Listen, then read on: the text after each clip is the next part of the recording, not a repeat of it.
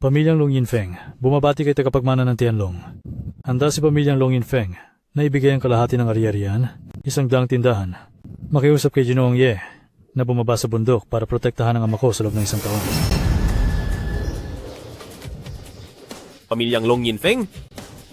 Pasensya na, hindi kita kilala. Bumalik na kayo, huwag niyo akong abalahin sa pag-iensayo. Pamilyang Lu ng Jiangcheng, nakikiusap ako kay Ginoong Ye na bumaba na para tumulong. Bumalik na rin kayo. Kahit ang pamilyang Long Yin ko ay hindi mapababa si Ginoong Ye sa bundok. Tapos kayo pa. Tagapagmana ng Tianlong. Sabi dati ni Panginoong Tianlong, magagamit ito para hilingin kay Ginoong Ye na bumaba na sa bundok. Pakisuri po ng mabuti, Ginoong Ye. Ano?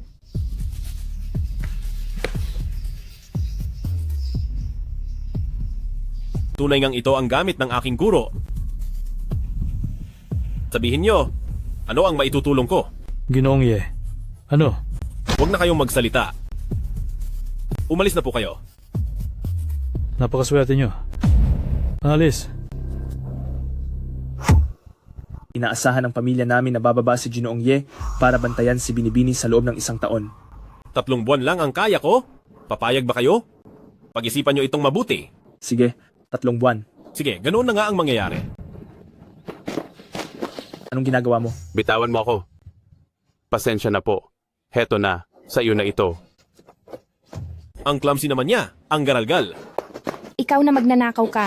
Ibalik mo sa akin ang wallet ko. Kriminal pala ang taong iyon, kaya naman pala mabilis siyang tumakbo. Alam mo ba kung sino ako? Naglakas loob kang kuhanin ang gamit ko. Ang pitakang ito ay isiningit lang sa akin ng iba, hindi ko ito kinuha. Ganito na nga ang sitwasyon. Sinusubukan mo pang gumawa ng rason? Tara, sumama ka sa akin sa presinto at doon ka magpaliwanag sa pulis. Talagang hindi ko kinuha ang pitakang ito. Ganito na lang po, miss. Sabihin mo kung ano ang mga laman ng bag mo. Kung tama ang lahat ng sasabihin mo, ibabalik ko ito sa iyo. Handa mong ibalik ang pitaka sa akin? Ang pangalan ko ay Lu Qinyao. Kung handa mong ibalik sa akin ang mga gamit ko, hindi na kita kakasuhan. Tama nga ang pangalang ito. Sa susunod, itabi mo ng maayos ang pitaka mo. Hindi naman sa lahat ng pagkakataon ay makakatagpo ka ng isang mabait na taong katulad ko. Talaga bang hindi ka kriminal? Siyempre hindi. Bakit ba ang daming kakatuwang tao rito? Ay, ang hirap talagang magpakabait.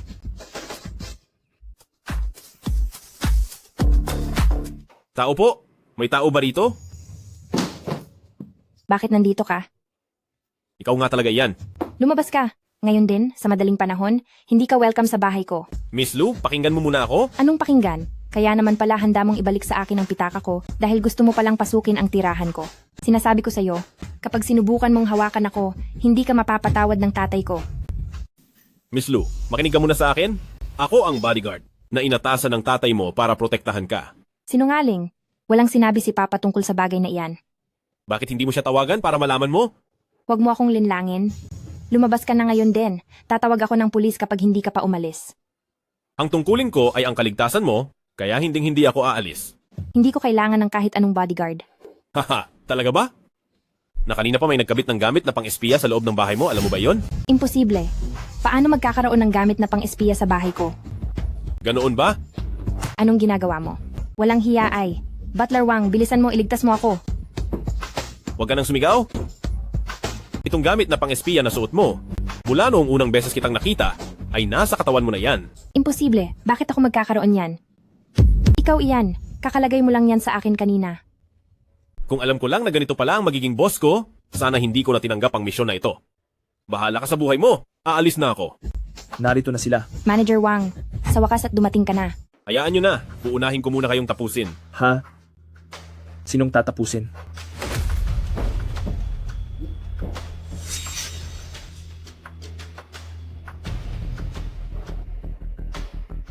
Anong gagawin mo? Gamitin mo naman ang utak mo. Kung may gusto man akong gawin sa'yo, mayroon ba akong hindi kayang gawin? Napakakitid talaga ng utak mo. Walang duda, kayo nga ang Ginoong Ye. Sumusuko na po kami sa inyong kagalingan. Manager Wang, magkakilala kayo? Ang Ginoong Ye na ito ay ang bodyguard na kinuha ni Pinuno ng pamilyang Lu para sa inyo, ma'am. Sa loob ng 3 buwan, poprotektahan ko ang iyong kaligtasan. Tutuparin ko ang pangako ko. Pero ang pitaka at ang device para sa pakikinig. Sinabi ko na sa iyo, isang masamang tao ang sadyang naglagay ng pitaka sa akin. Siguradong siya rin ang naglagay ng device na iyon. Nagkamali pala ako ng pagtingin sa iyo. Nakita niyo naman, hindi sa ayaw kong tumulong, kundi dahil ayaw ng anak ninyo na sumunod ako sa kanya. Aalis na ako. Ginoong Ye, huwag po kayong umalis, Ginoong Ye. Mali po ang iniisip ko kay Ginoong Ye. At bilang paghingi ng paumanhin, ay pagsisilbihan ko po ng tsaa si Ginoong Ye. Sana ay maging malawak po ang pangunawa ni Ginoong Ye. At patawarin po ang naging kabastusan ko kanina. Hindi ba sabi mo bastos ako? Na magnanakaw ako? At isa akong loko-loko? Hindi na po kita tatawagin ganoon. Pero yung ginawa mo kanina, talagang nakakatakot po kaya. Oo na, ako na ang may kasalanan. Pasensya na kung hindi ko kayang kumuha ng gamit mula sa malayo. Hoy, saan ka pupunta? Humingi na ako ng paumanhin kanina. Binibining Lou, nagmula pa ako sa napakalayong lugar para protektahan ka?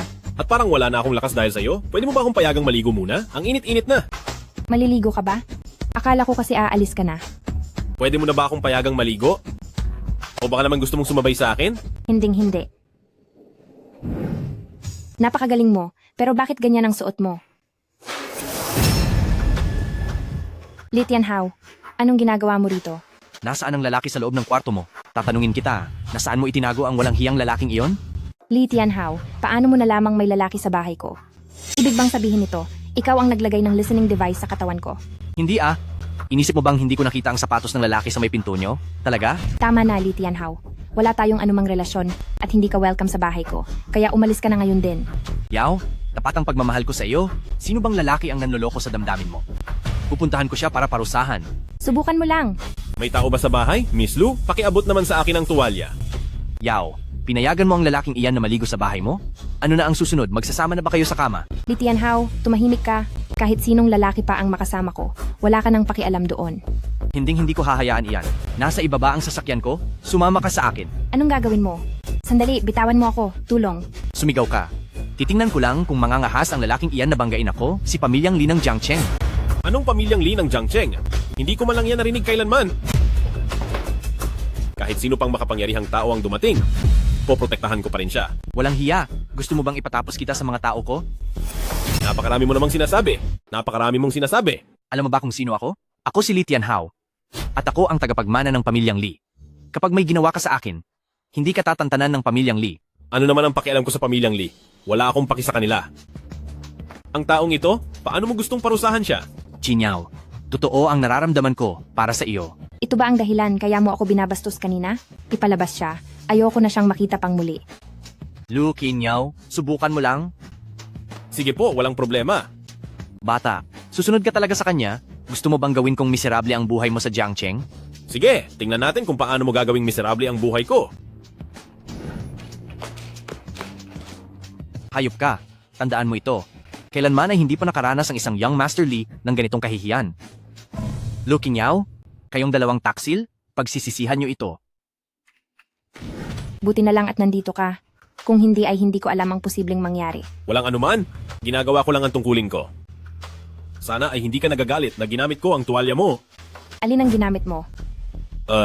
Yung nakatupi na kulay rosas na tuwalya. Ano? Tuwalya ko iyon sa paliligo. Ang bastos mo. Kailangan nating sumabay sa sitwasyon. Hindi naman pwedeng hayaan mo akong lumabas ng walang damit para lang tulungan ka, di ba? Narito ako para maging bodyguard mo, hindi para maging model. Iba ang presyo para doon. Wala akong interes sa katawan mo. Pwedeng huwag kang masyadong bilib sa sarili? Ay salamat naman. Natatakot kasi ako. Baka isipin mong masyado akong gwapo kaya ayaw mo na akong pakawalan. Layas, umalis ka na agad ngayon din. Ayaw kitang makita. Hindi pwede iyan.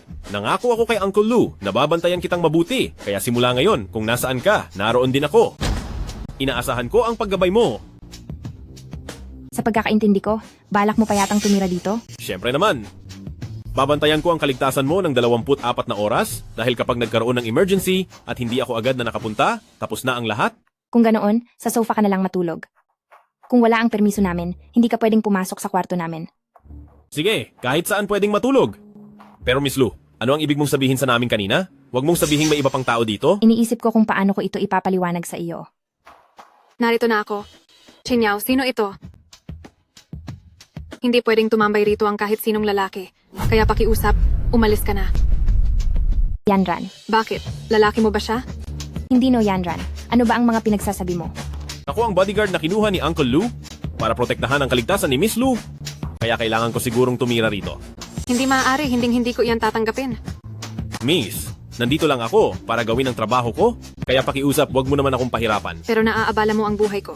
Sabi mo ay bodyguard siya na pinadala ni Uncle Lou. Oo, Ganto na lang, ako na lang ang magbabantay sa iyo mula ngayon o siguro naman ay ayos na iyon. Miss, sa tingin ko ay nagkakamali ka. Sa ganda ng tindig mo, pwede kang maging modelo o isang artista, pero kung magiging bodyguard ka, kulang na kulang ka pa. Black belt kaya ako sa taekwondo. Ang dami ko nang natalo na karaniwang tao. Yanran. Huwag ka nang makipagkumpetensya sa kanya. Hindi mo siya matatalo. Pati ba naman ikaw? Hindi naniniwala sa akin? Sige, magsusubukan talaga tayo. Bakit kailangang humantong sa ganito? Tapos na ang laro. Bitawan mo ako. Anong nangyayari sa katawan mo? Bakit mayroon kang ganitong kakaibang pakiramdam? Huwag kang makialam, bitawan mo ako. Miss Jiang, may seryosong kondisyon ang iyong katawan. Kung hindi mo ito agad ipagamot, baka kung ano pa ang mangyari sa iyo. Huwag kang mag-imbento ng kwento, wala kang pakialam sa akin. Walang hiya ka, bitawan mo ako. Anong ibig mong sabihin? Palaging malusog si Yanran? Bakit mo sinasabi ang mga bagay na iyan? Hindi maayos ang pintig ng kanyang puso at hindi stable ang kanyang katawan. Bukod pa doon, marami sa kanyang mga ugat ay nagkakasalubong na. Kung hindi agad gagamutin, sa loob ng 3 taon, malalagay sa panganib ang buhay niya. Totoo ba ang sinasabi mo? Chinyaw, huwag kang makikinig sa kanya. Kilala ko ang aking sariling katawan. Isa lang siyang peking doktor. Kung hindi ako nagkakamali, Miss Jiang, malakas ka kumain itong mga nakaraang buwan at gabi-gabi kang nilalagnat kaya nahihirapan kang makatulog, di ba? May mali ba sa sinabi ko?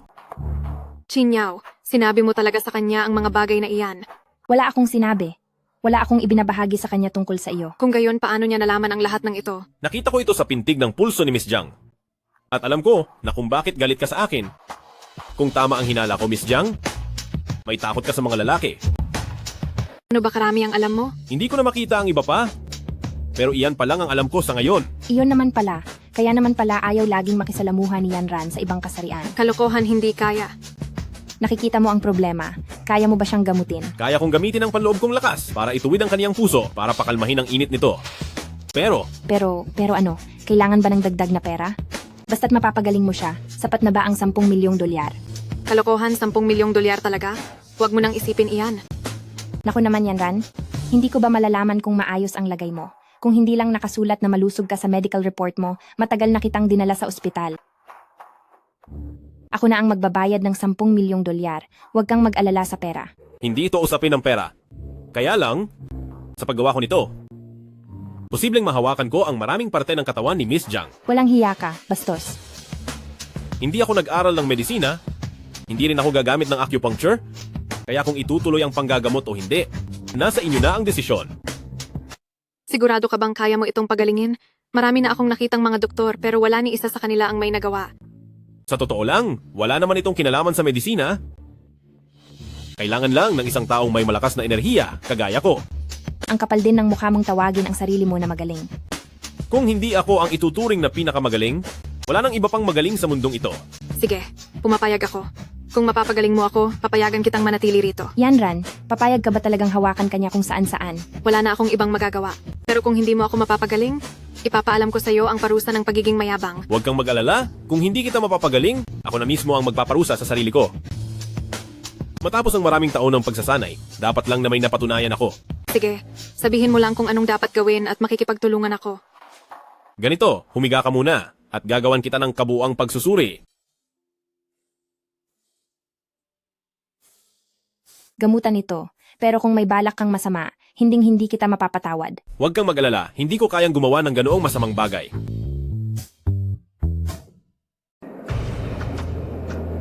Ano ba ang ginagawa mo?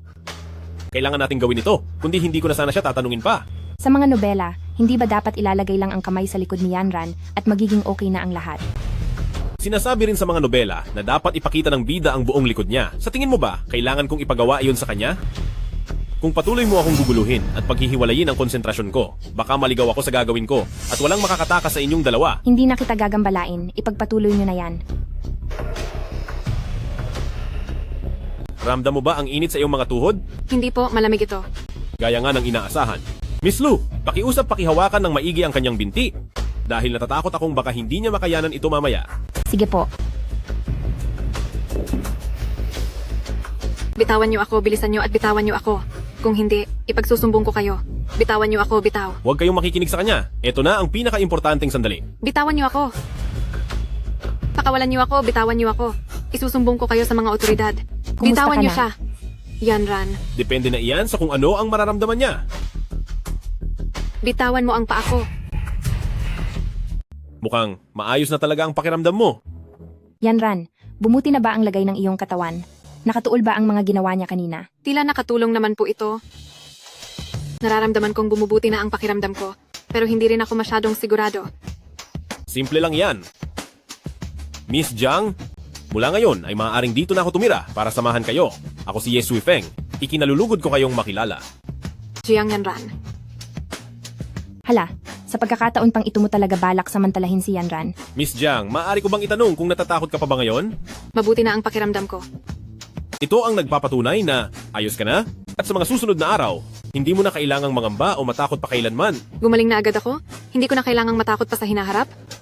Napakagandang balita niyan, Ate Yanran. May pakinabang ka rin pala kahit paano. Salamat, maraming salamat talaga sa iyo. Yanran, bakit mo siya niyayakap? Pasensya na, medyo nadala lang ako ng aking emosyon. Dahil kagagaling mo lang sa sakit? Naiintindihan ko naman. Ang batang ito, hanggang sa akin ba naman ay magseselos siya? Ang batang ito, pati ba naman sa akin nagseselos na siya? Ibabalik ko na siya sa'yo, sige na. Hindi naman, Ate Yanran. Ano bang pinagsasasabi mo? Hindi kami ganoon sa isa't isa. Sa tingin ko, baka naman si Miss Lu ang naiinggit sa akin? Tama iyan. Ako ang nagpautos sa kaniya na iligtas ka, kaya dapat sa akin ka magpasalamat, di ba? Sige, salamat sa iyo, Kinyaw. Ayan, ganyan dapat. Yanran, baka gusto mong tabihan na lang ako sa pagtulog mamayang gabi. Sige, kung ano ang gusto mo. Sige na, bumalik na kayo sa kwarto para matulog. Magbabantay na lang ako rito. Tawagin niyo na lang ako kapag may kailangan kayo. Anong klase iyon? Pagkasabing matutulog, natulog nga agad. Kinyaw, dapat pakitungan mo siya ng maayos mula ngayon. Isa siyang matalinong tao. Mukhang nahirapan talaga si Uncle Lu bago siya napapayag na pumarito. Sa nakikita ko, wala siyang alam gawin kundi asarin ako. O siya, huwag na natin iyang pag-usapan. Hindi ba may reunion kayo ng mga kaklase mo bukas? Isama mo na siya roon, Isasama ko siya? Anong dahilan ng sasabihin ko? na boyfriend mo siya. Si Ate Yanran talaga kahit kailan. Anong klaseng ideya ito na magpanggap kang boyfriend ko? Hindi ko akalain na nakikinig ka pala sa kanya. Dito sa mundo, kung may mga tao mang hindi ako sasaktan, posibleng sila Ate Yanran at Manager Wang lang yon. Hindi nga. Pati sarili mong tatay ay pinagdududahan mo. Sino ang nakakaalam? Malay mo isang araw, ipagpalit din niya ang sarili niyang anak. Tingin ko naman, hindi siya aabot sa ganoon. Sige na, huwag na natin pag-usapan yan. Maya-maya sa reunion ng mga kaklase ko, huwag mo talagang ibubunyag ang pagkatao ko. Naintindihan mo ba? Hindi ba sila ang mga dati mong kaklase? Kahit ang pinagmulan mo ay hindi nila alam? Bata pa lang ako, tinuruan na ako ni Papa na huwag ipagyabang ang yaman. Kaya ang sinasabi ko sa kanila, lumaki ako sa isang ordinaryong pamilya. Sige, naiintindihan ko. Ilang taon na rin kaming hindi nagkita. Hindi ko alam kung anong itsura na nila ngayon.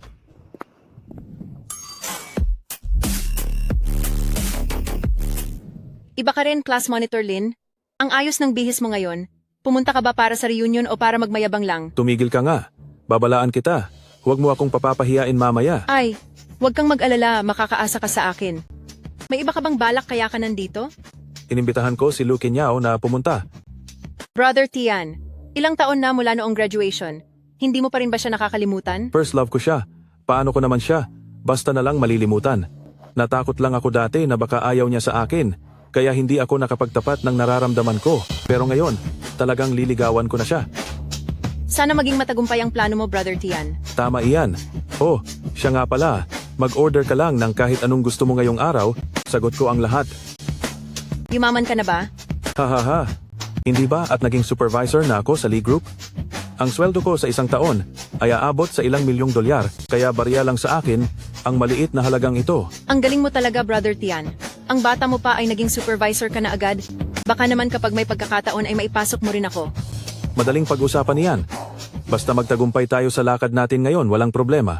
Kung ganoon, sana makuha mo na ang puso ng pangarap mo, Brother Tian. Ha. Nandito na pala kayo. Ikaw si Jiang Yan, at ikaw naman si Lin Tian. Matagal-tagal na rin tayong hindi nagkita. 'di ba? Matagal na nga, ang ganda pa rin ng dati nating campus queen. Kinyaw, ang kasama mo bang ito ay dati rin nating kaklase? Parang hindi siya pamilyar sa paningin ko. Siya, Kumusta? Ako ang boyfriend ni Kinyao. Ako si Yesui Feng. Ikinagagalak ko kayong makilala. Ikinagagalak ko rin. Ako naman, si Lin Tian.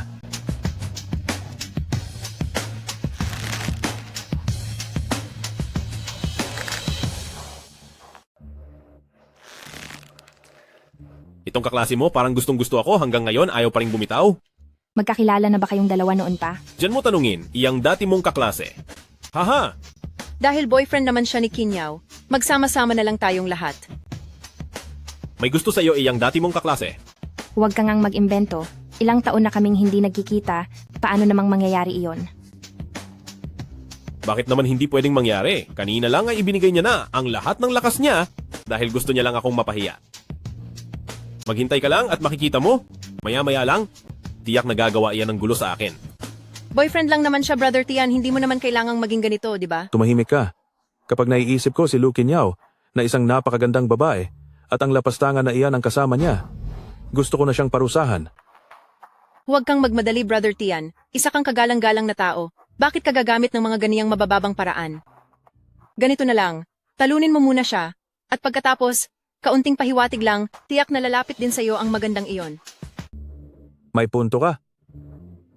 Magkakaklase tayong lahat noon at matagal na tayong hindi nagkikita kaya naisip ko na pagtipon-tipunin ang lahat para magsaya. Ang VIP room na ito sa Royal Nightclub, akong si Lin Tian ang nag-reserve nito. Kahit anong gusto ninyong kainin o i-order, sige lang, sagot ko na lahat iyan. Monitor, Royal Nightclub ito. Umaabot sa mahigit $100,000 ang gastos dito sa loob ng isang gabi. Iba na ang sitwasyon ngayon kaysa dati. Itinuturing na ring matagumpay na tao si Lin Tian, kaya dapat lang na maging galante, di ba? Kung ganoon, magpapakabusog ako ng husto sa libre, at uubusin ko ang pera mo. Kung talagang kaya mo akong ubusan ng pera, sige lang, kumain ka lang. Ano sa tingin nyo? Kayong dalawa, interesado ba kayong sumama sa akin para ubusan ng pera si Brother Tian? Magkano ba talaga ang magagastos sa pagkain dito? Parang masyadong exaggerated yan. Saka, paanong gagastos ng $100,000 sa lugar na ito? Posible ba iyon? Taga-bukid? Itong si Junoong Ye ay mukhang hindi pa nakakapunta sa Royal Nightclub natin, no? Sa totoo lang, hindi pa nga. Huwag na nating pag-usapan ng Royal Nightclub dahil ito ang unang beses ko pati sa isang nightclub. Totoo ba iyang sinasabi mo? Wala namang ganyang bagay doon sa kabundukan.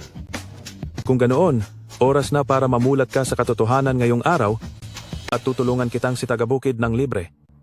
Para makita mo kung paano ang tunay na buhay. Lin Tian, hindi mo ba kayang magsalita ng maayos? Bakit kailangan mong maging ganyan kabastos? Ay naku, ganyan talaga siya magsalita, intindihin mo na lang po. At saka, hindi ba nagsasabi lang naman ng totoo si Brother Tian? Kinyaw, huwag mo akong sisihin. Hindi lang talaga ako magaling magsalita. At isa pa, hindi ko naman kasalanan kung hindi pa siya nakakapunta sa isang nightclub. Totoo namang wala pa akong gaanong alam sa mundo. Ngayon lang talaga ako nakapunta sa ganitong lugar. Probinsyano, tignan natin kung paano kita papayain. Os lang yan, Brad, masasanay ka rin. Ah, oo nga pala. Saan ka ba nagtatrabaho? Magkano ba ang sahod mo? Nagtatrabaho ako ngayon bilang bodyguard. Tungkol naman sa kinikita ko, sa ngayon ay wala pa. Walang pera?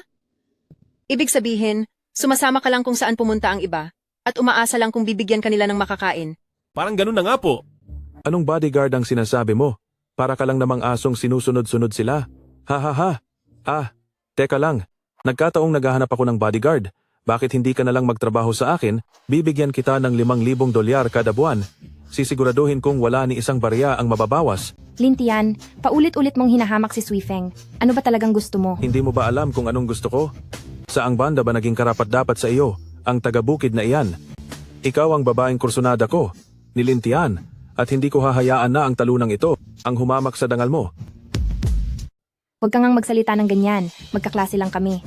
Chinyaw, hinding-hindi ka tiningnan ni Lin Tian bilang isang kaklase lang, ilang taon ka na niyang gusto. Sa totoo lang, yung pagmamahal niya, naantig talaga ako. Hindi mo ba siya pwedeng bigyan ng pagkakataon? May boyfriend na ako. Ang tinutukoy mo ba, ay ang talunang ito na hindi man lang nakaranas makapasok sa isang nightclub? Saan siya pwedeng ikumpara kay Brother Tian? Tama. Kinyaw, Hindi ba't mas magiging maganda ang buhay mo sa akin kaysa sa talunang ito?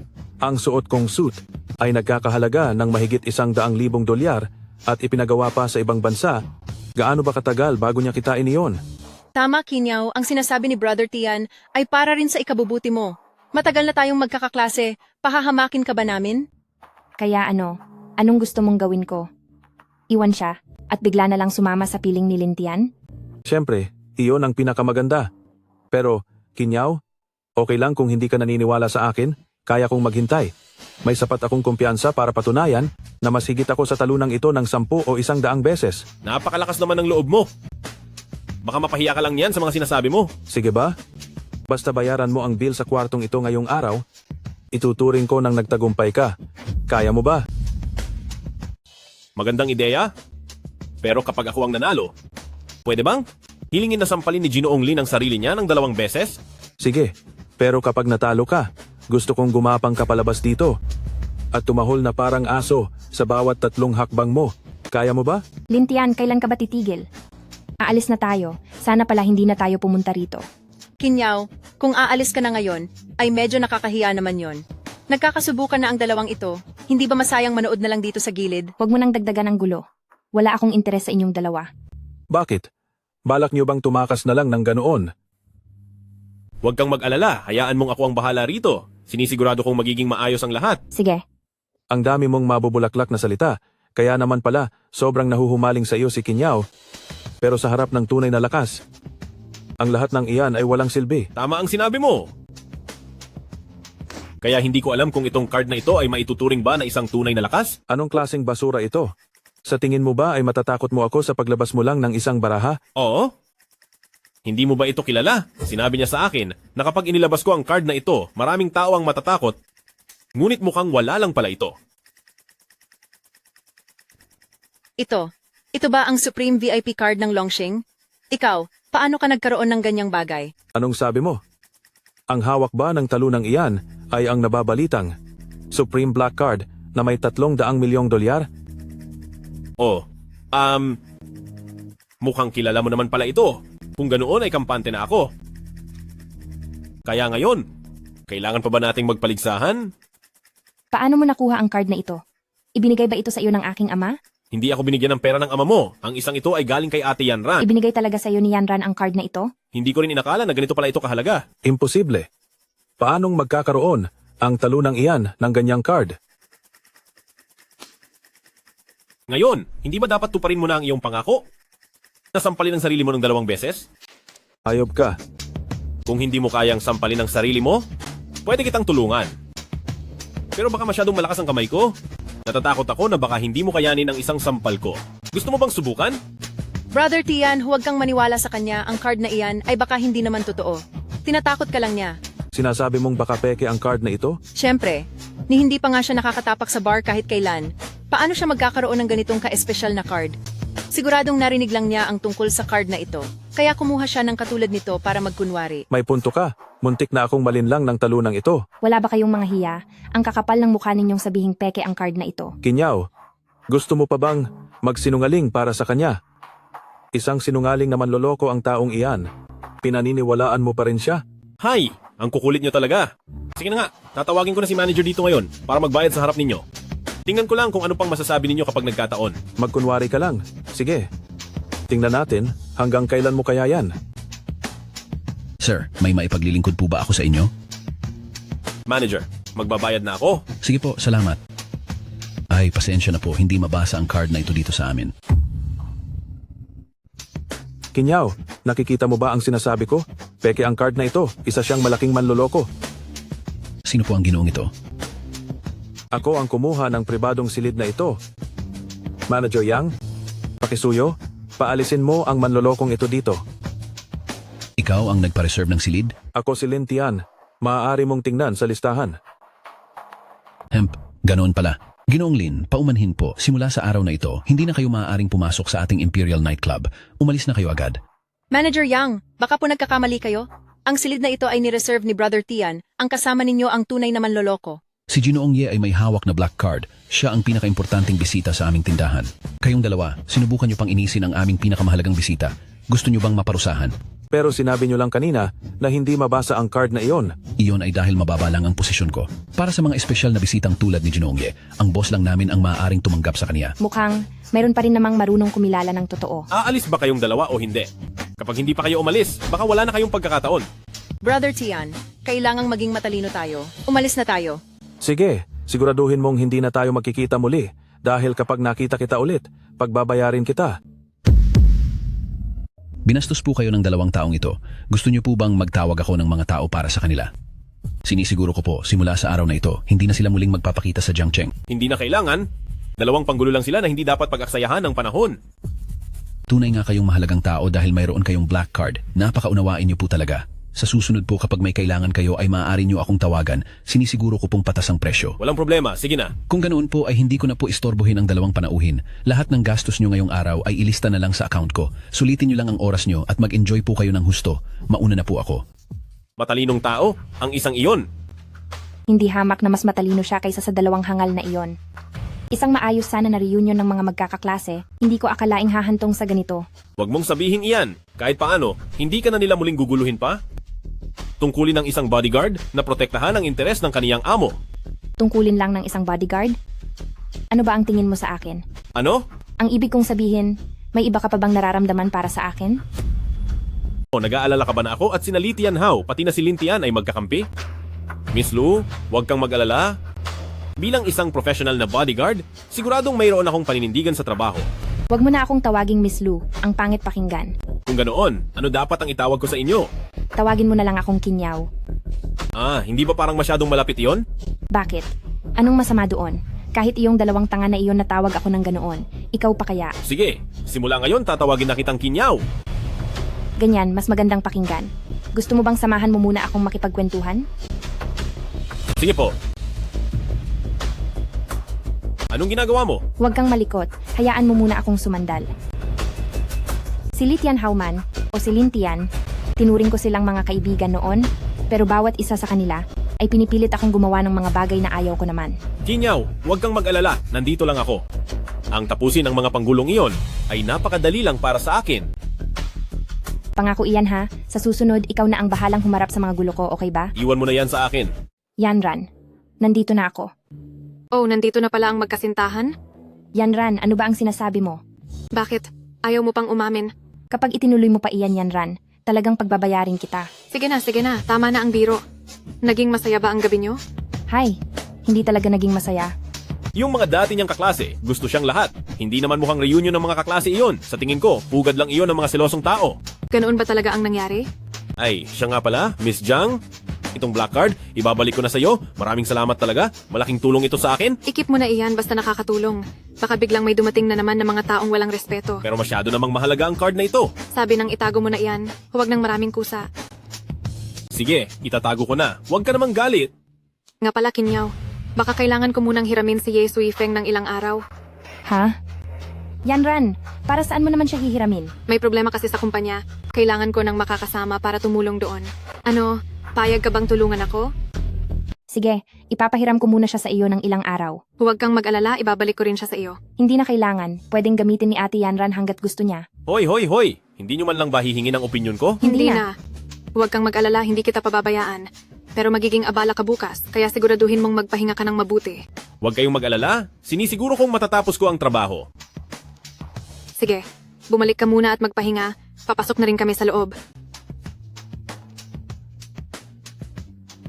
Mukhang ganito talaga ang buhay ko.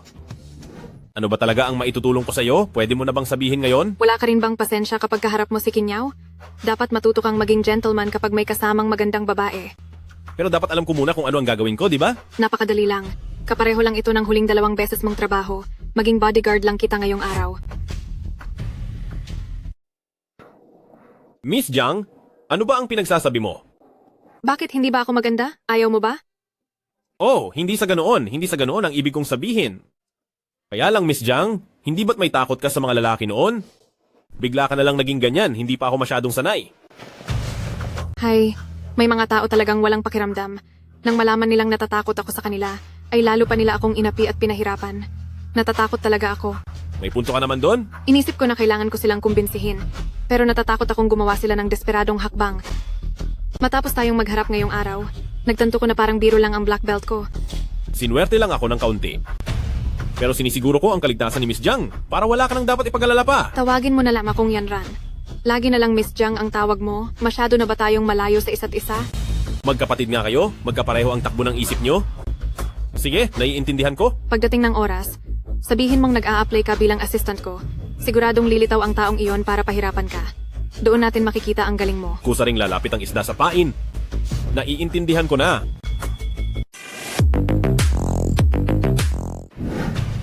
Magandang araw po, nandito ako para sa interview.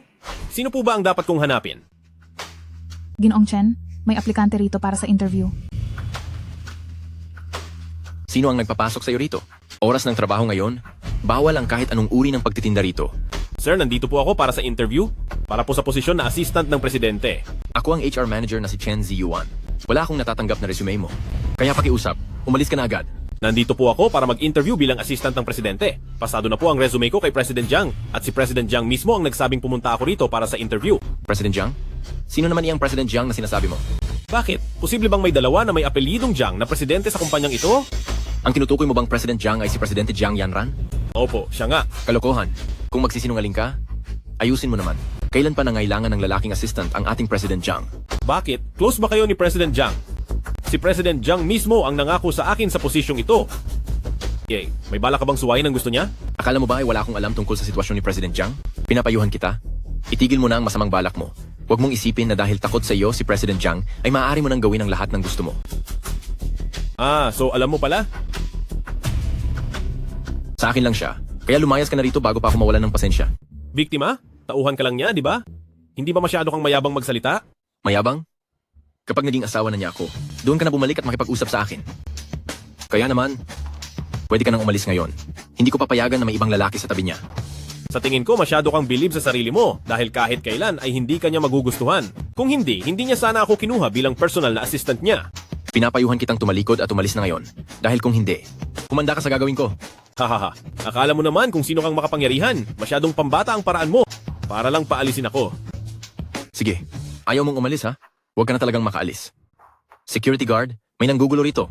Dakpin yung lalaking ito. Hindi mo man lang ba gagamitan ng katwiran at idadaan mo na lang agad sa dahas? Makikipag-usap ng maayos sa akin? Tingnan mo muna ang sarili mo sa salamin kung bagay sa'yo. Sige, hindi na ako makikipagtalo sa iyo ng maayos. Ang pakikipag-usap ng tama sana ang pagkakataon para maging pantay tayo, pero mukhang hindi mo ito pinapahalagahan. Nagkamali ako. Hindi ko akalain na marunong ka naman palang rumespeto. Ngayon, Director Chen, may karapatan na ba akong sumalang sa interview? Bitawan mo ako. Bitawan mo muna ako. Ano? Oo. May karapatan ka ng mag-interview. Bitawan mo na ako. Kung ginawa mo to agad, di sana wala tayong problema, di ba? Ngayon, tanungin ko ang ating Director Chen. Ano ba ang kailangan para sa interview na ito? Edukasyon, tirahan, at karanasan sa trabaho. Parang wala akong kahit isa sa mga yan, hahaha. Kung ganoon, bakit ka pa pumunta rito? Pinagtitripan mo ba ako? Wala kang kahit ano. Bakit ka pa naghahanap ng trabaho dito? Pero may kakayahan naman ako. Anong kakayahan ang pinagsasabi mo? Sinasabi ko sa iyo, kahit wala itong kinalaman sa personal na galit, ang isang walang kwentang tulad mo ay hindi nararapat magtrabaho sa kumpanya namin. Kahit si President Jiang pa ang magsabi, wala pa ring bisa. Ako ang head ng HR. Subukan mong tawagin siya. Para sabihin niyan sa harap ko. Anong kailangan mong sabihin ng harapan sa akin? President Jiang, kinakausap niyo po ba ako? Sino pa ba? Magtungo kayong dalawa sa opisina ko dahil gusto kong malaman kung ano ang kailangang sabihin sa harap ko mismo. Sabihin niyo, bakit pa talaga kayo nag-aaway sa loob ng kumpanya? President Jiang, kinakausap mo na ba talaga ako? Hindi ka na ba takot sa akin? Lumayo ka sa akin. Huwag kang masyadong lumapit. Hindi mo ba naiintindihan ang sinasabi niya? Bastos ka? Bitawan mo ako. Mabait dapat, kailangan mong matuto rumespeto sa mas nakakataas.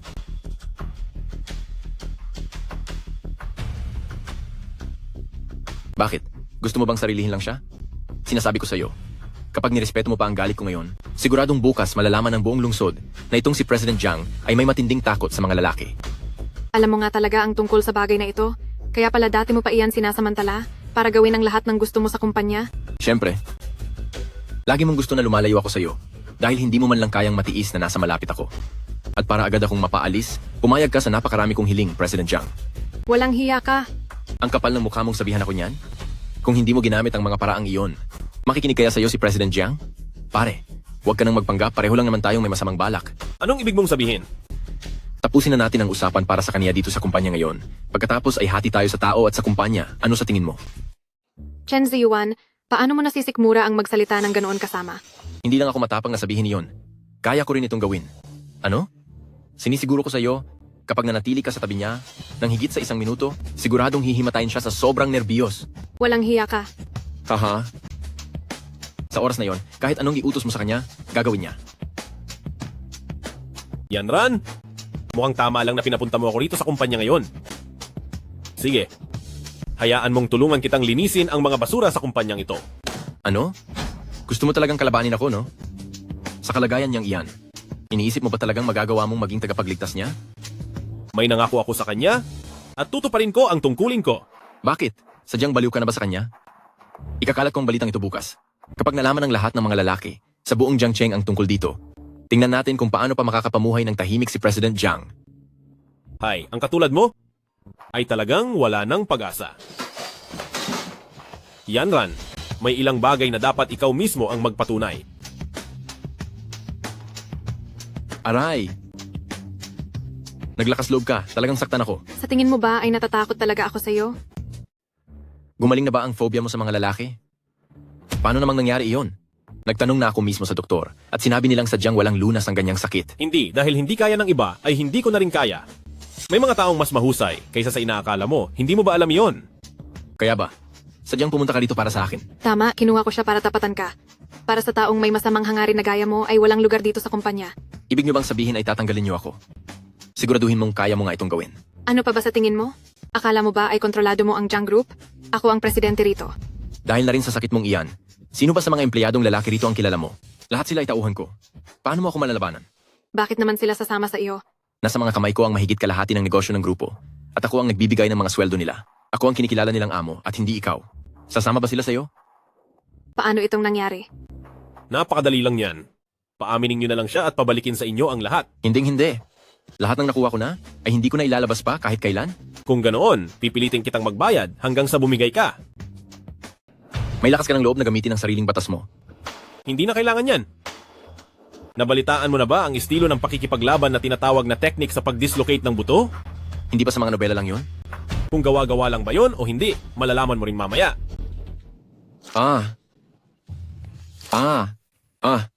Anong nangyayari? Ang tawag dito ay technique sa pag-dislocate ng buto.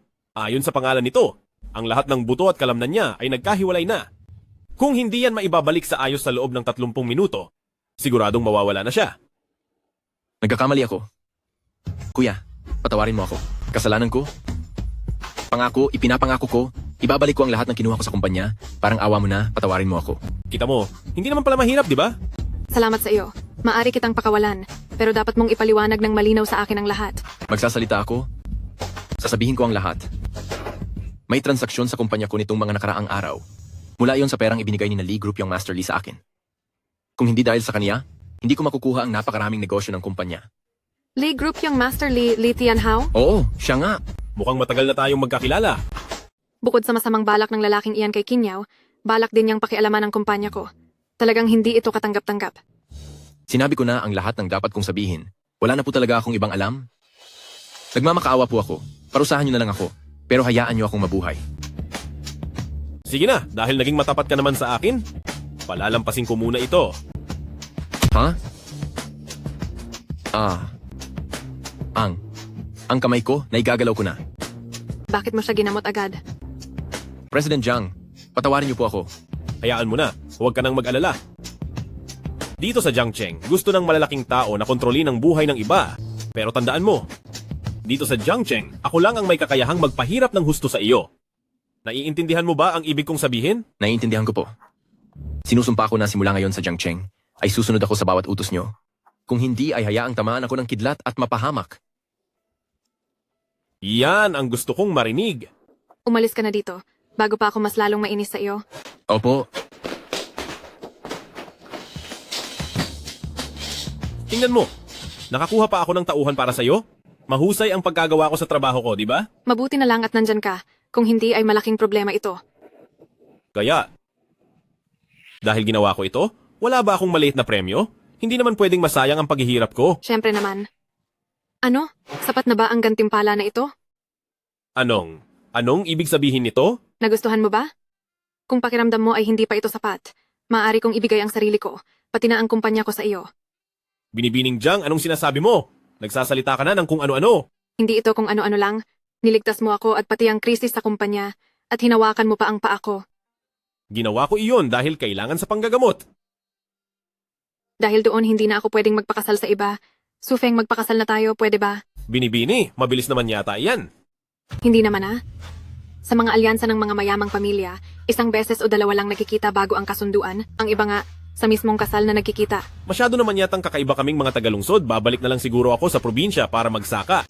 Hindi pwede. Kung babalik ka sa probinsya, hahalughugin ko ang bawat sulok doon, mahanap ka lang.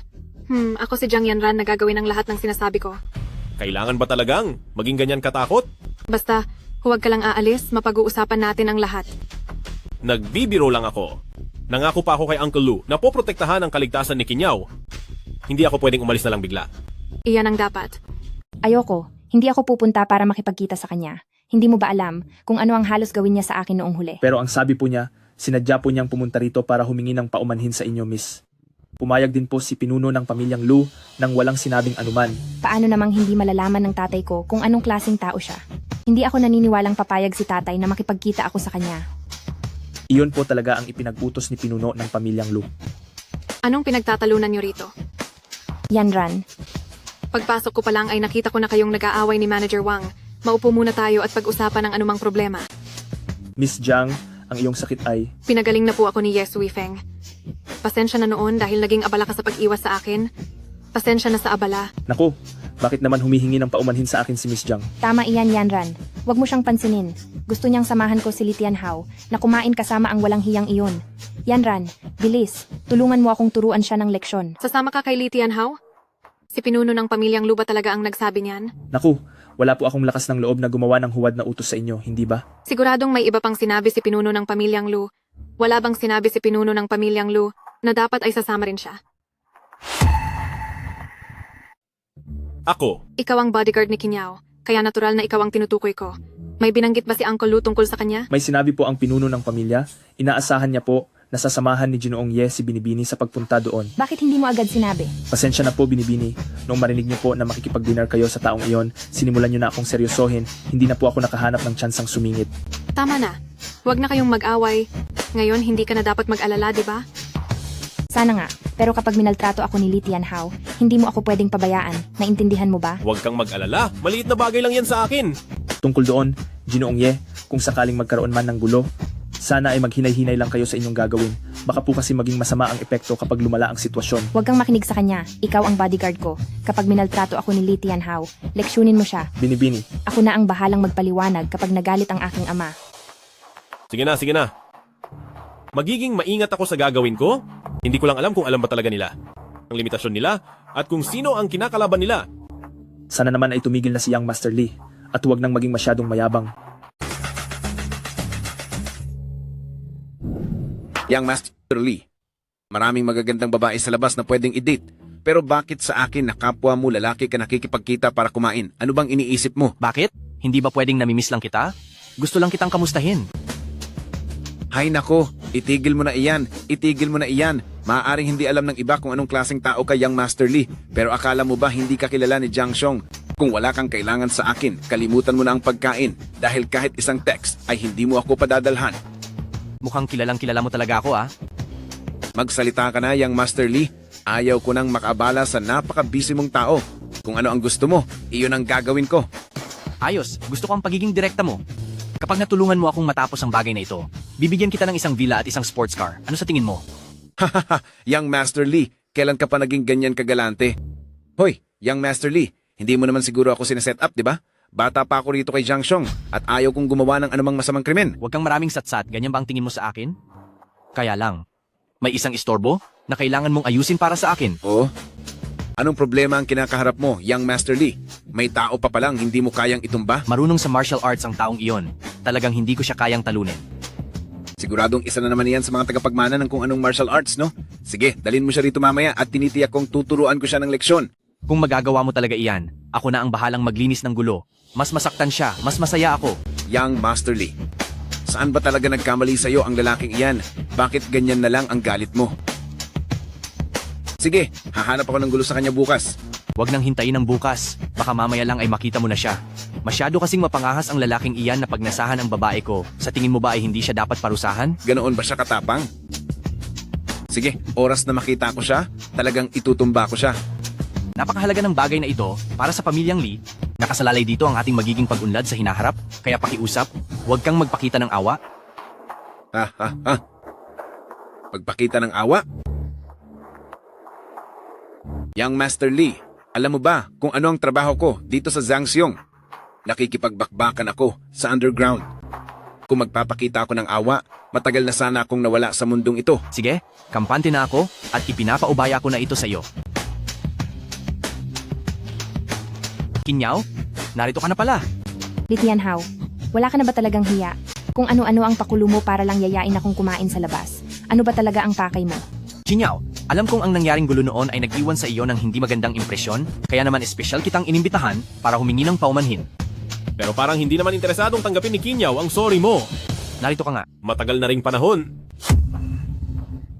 Kinyaw, ang tungkol sa mga usapin ng pamilya natin, bakit kailangan mo pang magsama ng ibang tao rito? Hindi ba nagdala ka rin naman ng kasama? Bakit parang ako pa ang may mali? Ang isang ito ay si Zhang Xiong, matalik ko siyang kaibigan. Wala kaming kailangang itago sa isa't isa. Bilang magkaibigan. Magandang dilag. Siguro naman para sa pagkakataong ito, hindi ka naman magagalit kung makikisalo rin ako, di ba? Ano? Hindi ba pare-pareho lang naman tayo? Hahaha, ituring nyo na lang din akong parang isang kaibigan, hindi ba? Tama siya. Kung siya ay pwedeng pumasok, bakit si Kuya Ye ay hindi pwede? Kinyaw, kailangan mo ba talagang magsama ng istorbo? Pare, mukhang nakakaabala tayo rito. Mabuti pa ay lumabas muna tayo para mag-usap para hindi natin sila maistorbo. Hayaan nating magkasarilinan silang dalawa rito. Kung gusto mong lumabas, di lumabas ka mag-isa. Bakit mo pa ako idadamay? Sa tingin ko ay nakakaistorbo rin si Young Master Lee dito, pero hindi ko naman sinasabing paalisin siya. Sino ang sinasabi mong paalisin? Ang lakas ng loob mong kausapin ako ng ganyan. Hahaha, nagbibigay lang naman ako ng halimbawa. Bakit ba galit na galit si Young Master Lee, di ba? Napaka-importante mong tao. Pero sa inaakto mo ngayon, mukhang hindi ka naman yata hihingi ng tawad kay Kinyaw. Li Tianhao, narito na ako. Ginagawa ko ito bilang respeto sa tatay ko. Kung wala ka pa ring sasabihing matino ngayon, aalis na ako agad. Dahil sa paggalang ko kay Kinyaw, hahayaan kitang makasalo ako sa iisang lamesa sa pagkain. Hahaha, kung ganoon ay maraming salamat sa kabutihang loob ni Young Master Lee. Sige, Kinyaw, mamaya ha, itira mo ako ng lahat ng masasarap na putahe dito. Hayaan mong matikman ko ang sarap ng pagkain sa Jiangcheng. Sige. Aha! Sisiguraduhin kong i-order ang lahat ng pinakamahal na pagkain dito para mabusog ka ng husto. Order lang, kahit ano. Basta siguraduhin mong hindi sasakit ang tiyan mo sa dami ng kinain mo. Huwag kang mag-alala. Alam ko kung gaano karami ang kaya kong kainin at sigurado akong sapat ang pera ni Young Master Lee para pambayad dito. Young Master Lee, ang taong pinapaturuan mo sa akin ng leksyon ay ang batang ito. Mukhang masyadong mayabang, hindi ba? Mamaya, bugbugin mo siya ng matindi. Ako na ang bahala kung ano man ang mangyari sa kaniya. Titingnan natin kung makakatawa pa siya kapag nakahilata na siya sa sahig na parang basang sisiw. Huwag kang mag-alala. Suifeng, mag-iingat ka mamaya. Nararamdaman ko na ang taong nasa tabi niya ay dinala para saktan ka. Ang taong iyan, mukhang galing sa mga iligal na laban sa boxing. Malamang marami na siyang pinatumbang tao. Anong sabi mo? Hindi ba't napakadelikado niya kung ganoon? Magiging ayos ka lang ba? Huwag kang mag-alala, siya ba? Siguro ay mas malakas lang siya ng kaunti kay Manager Wang. Walang problema, huwag kang mag-alala. Mas magaling pa siya kay Manager Wang. Suifeng, baka mas mabuting umalis na lang tayo?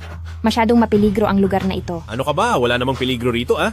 Napakadali lang natapusin siya, di ba? Pero natatakot ako na baka masaktan ka. Paano naman ako masasaktan? Gusto niya akong saktan. Kahit 100 pa silang magsanib puwersa, hindi pa rin nila kaya. Huwag kang mag-alala, ako ang bahala rito. Kinyaw, pumunta ako rito para hanapin ka. Bukod sa paghingi ng paumanhin sa iyo, ay may mahalaga rin akong bagay na tatalakayin sa iyo. Wala akong anumang dapat ipakipag-usap sa iyo. Meron naman siguro.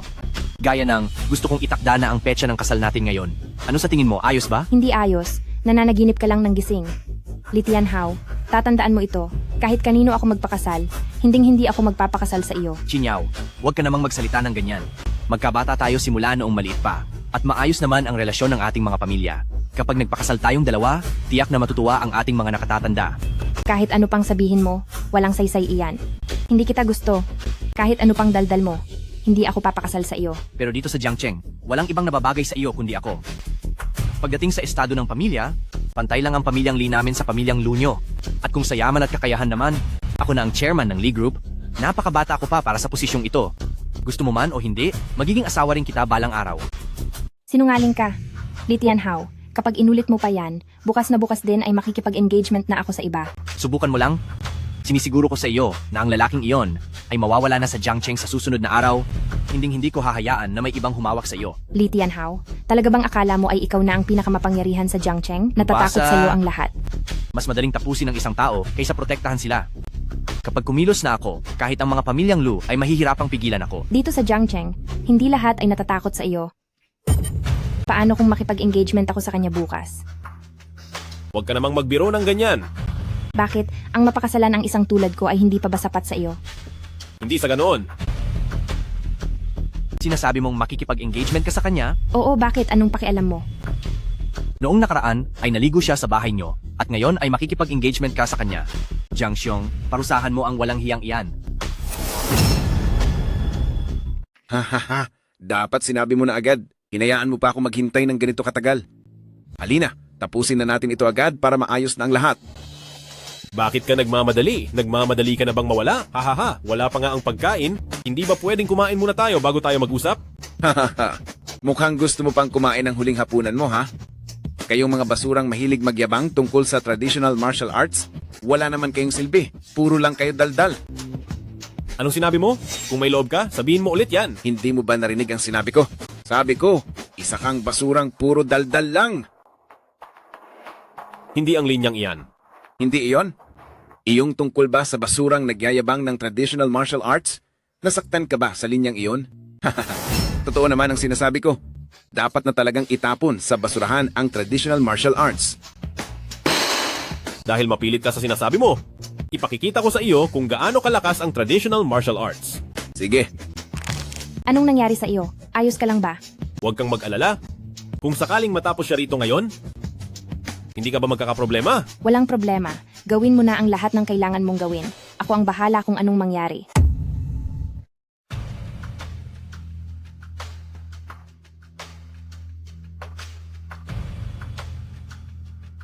Baka hindi mo alam kung sino ang kinakalaban mo. Gusto mo pa akong talunin? Nakakatawa ka talaga. Isa ka lang namang illegal na boksingero. Wala kang kwenta sa akin. Si Zhang Xiong ay 10 beses nang naging kampeon sa boxing. Ang mga suntok niya ay parang kidlat sa bilis. Lumuhod ka na at humingi ng tawad habang may oras ka pa bago ka patuluyang mawala sa mundong ito. Hahaha. Ang tulad mo ba ang tinatawag nilang kampeon? Basura ka lang sa lipunan. Isang malaking katatawanan ang titulong kampeon mo. Malapit ka na ngang mawala, nagagawa mo pa rin magyabang sa harap ko, ikaw ang nauna. Siguro kapag dumating na ang oras mo, malalaman mo rin na ang tradisyonal na martial arts ay isang walang kwentang laro. Isa ka lang basurang sunod-sunuran sa mga banyaga. Mamaya lang, ipapakita ko sa iyo kung ano ang tunay na tradisyonal na martial arts. Ang pananatili mo rito sa mundo ay isang malaking pag-aaksaya ng oras. Ha. Heto na ang katapusan mo, pero matigas pa rin ang loob mo. Young Master Li, ihanda mo na ang bila at Ferrari para sa akin. Dahil mamaya lang ay tatapusin ko na siya, kapalit nito. Paano mo nagawang? Sa loobin ng suntok ko? Haha, ito lang ba? Magulo ang kilos mo at ang mga suntok mo ay walang lakas. Sa kaunting galing na iyan, balak mo pa akong parusahan.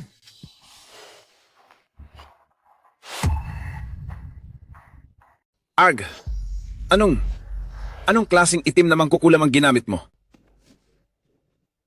Masyado ka kasing kampante sa sarili mo at may kapal pa ang mukha mo para manghusga ng kung ano-ano? Ang sining ng pakikipaglaban ng China ay napakalalim, ngunit nababastos ito dahil sa mga tuso at mga walang kwentang tulad nyo. Anong traditional martial arts? Anong sining ng laban? Pulos kalokohan lang yan. Malapit ka na ngang matapos pero nagmamatigas ka pa rin, di ba? Ako? Bakit hindi ako makagalaw? Zhang Xiong, anong ginagawa mo? Bakit hindi ka gumagalaw? Gusto ko rin gumalaw, pero hindi ko kaya. Hindi ba't sinabi mong laro lang ang tradisyonal na martial arts ng China? Ibig bang sabihin pati ang teknik kong ito sa mga pressure point ay peke rin? Anong klaseng mahika ba ang ginamit mo sa akin? Ikaw. Napakalalim at napakalawak ng tradisyonal na martial arts ng Tsina at hindi dapat ito nabababoy ng mga walang kwentang gaya mo. Magpakabait ka na lang sa susunod mong buhay. Baliw ka na. Gusto mo ba talagang magkaroon tayo ng matinding hidwaan, Li Tianhao? Yang Master Li, pinapayuhan kitang mag-ingat sa mga sinasabi mo. Gamitin mo ang utak mo. At alamin mo kung saan ka lulugar. Anong ibig mong sabihin? Maniniwala ka sa akin, hindi mo kakayaning labanan siya. Kung gusto man kitang parusahan ng husto, ang lugar na ito na ang huling hantungan mo. Talaga bang may lakas ka ng loob na labanan ako? Huwag kang masyadong bilib sa sarili mo. Yang Master Li, wala kang proteksyon laban sa kahit ano. Iisa lang ang buhay mo. Kapag naglakas loob kang saktan ako ngayon, hahanapin ka ng buong pamilyang Li. Kahit saan ka pa magtago, walang silbi. Ha ha ha.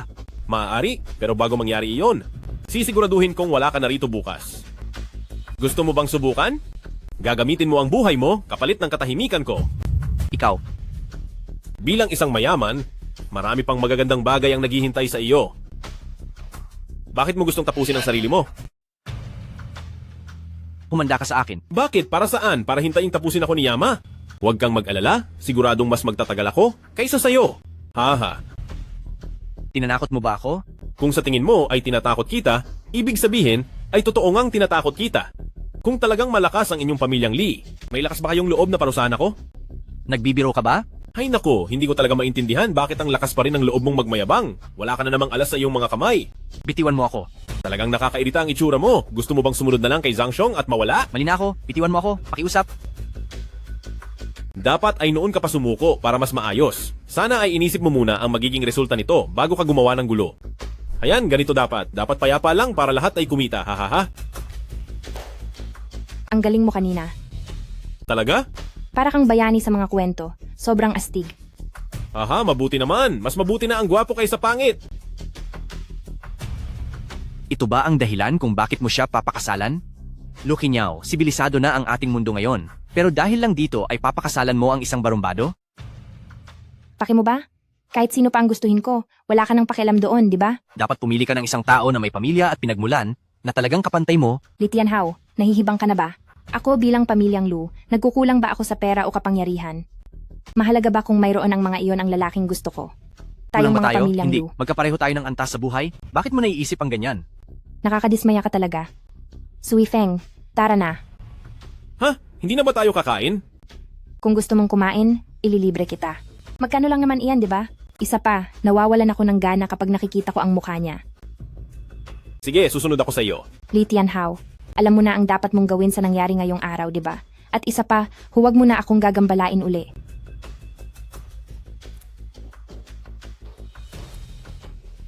Walang hiya? Lahat kayo mga walang hiya. Ay, senyorita, nandyan na pala po kayo.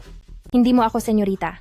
Gustong-gusto mo lang naman na ipakasal ako sa pamilyang Li. Hindi po ipinarating ko lang po ang utos ng pinuno. Wala akong pakialam. Sabihin mo kay ama na sa susunod, kung may utos siya, diretso niya itong sabihin sa akin, kundi huwag siyang magtaka kung hindi ako sumunod. Binibini, huwag po kayong mag-alala.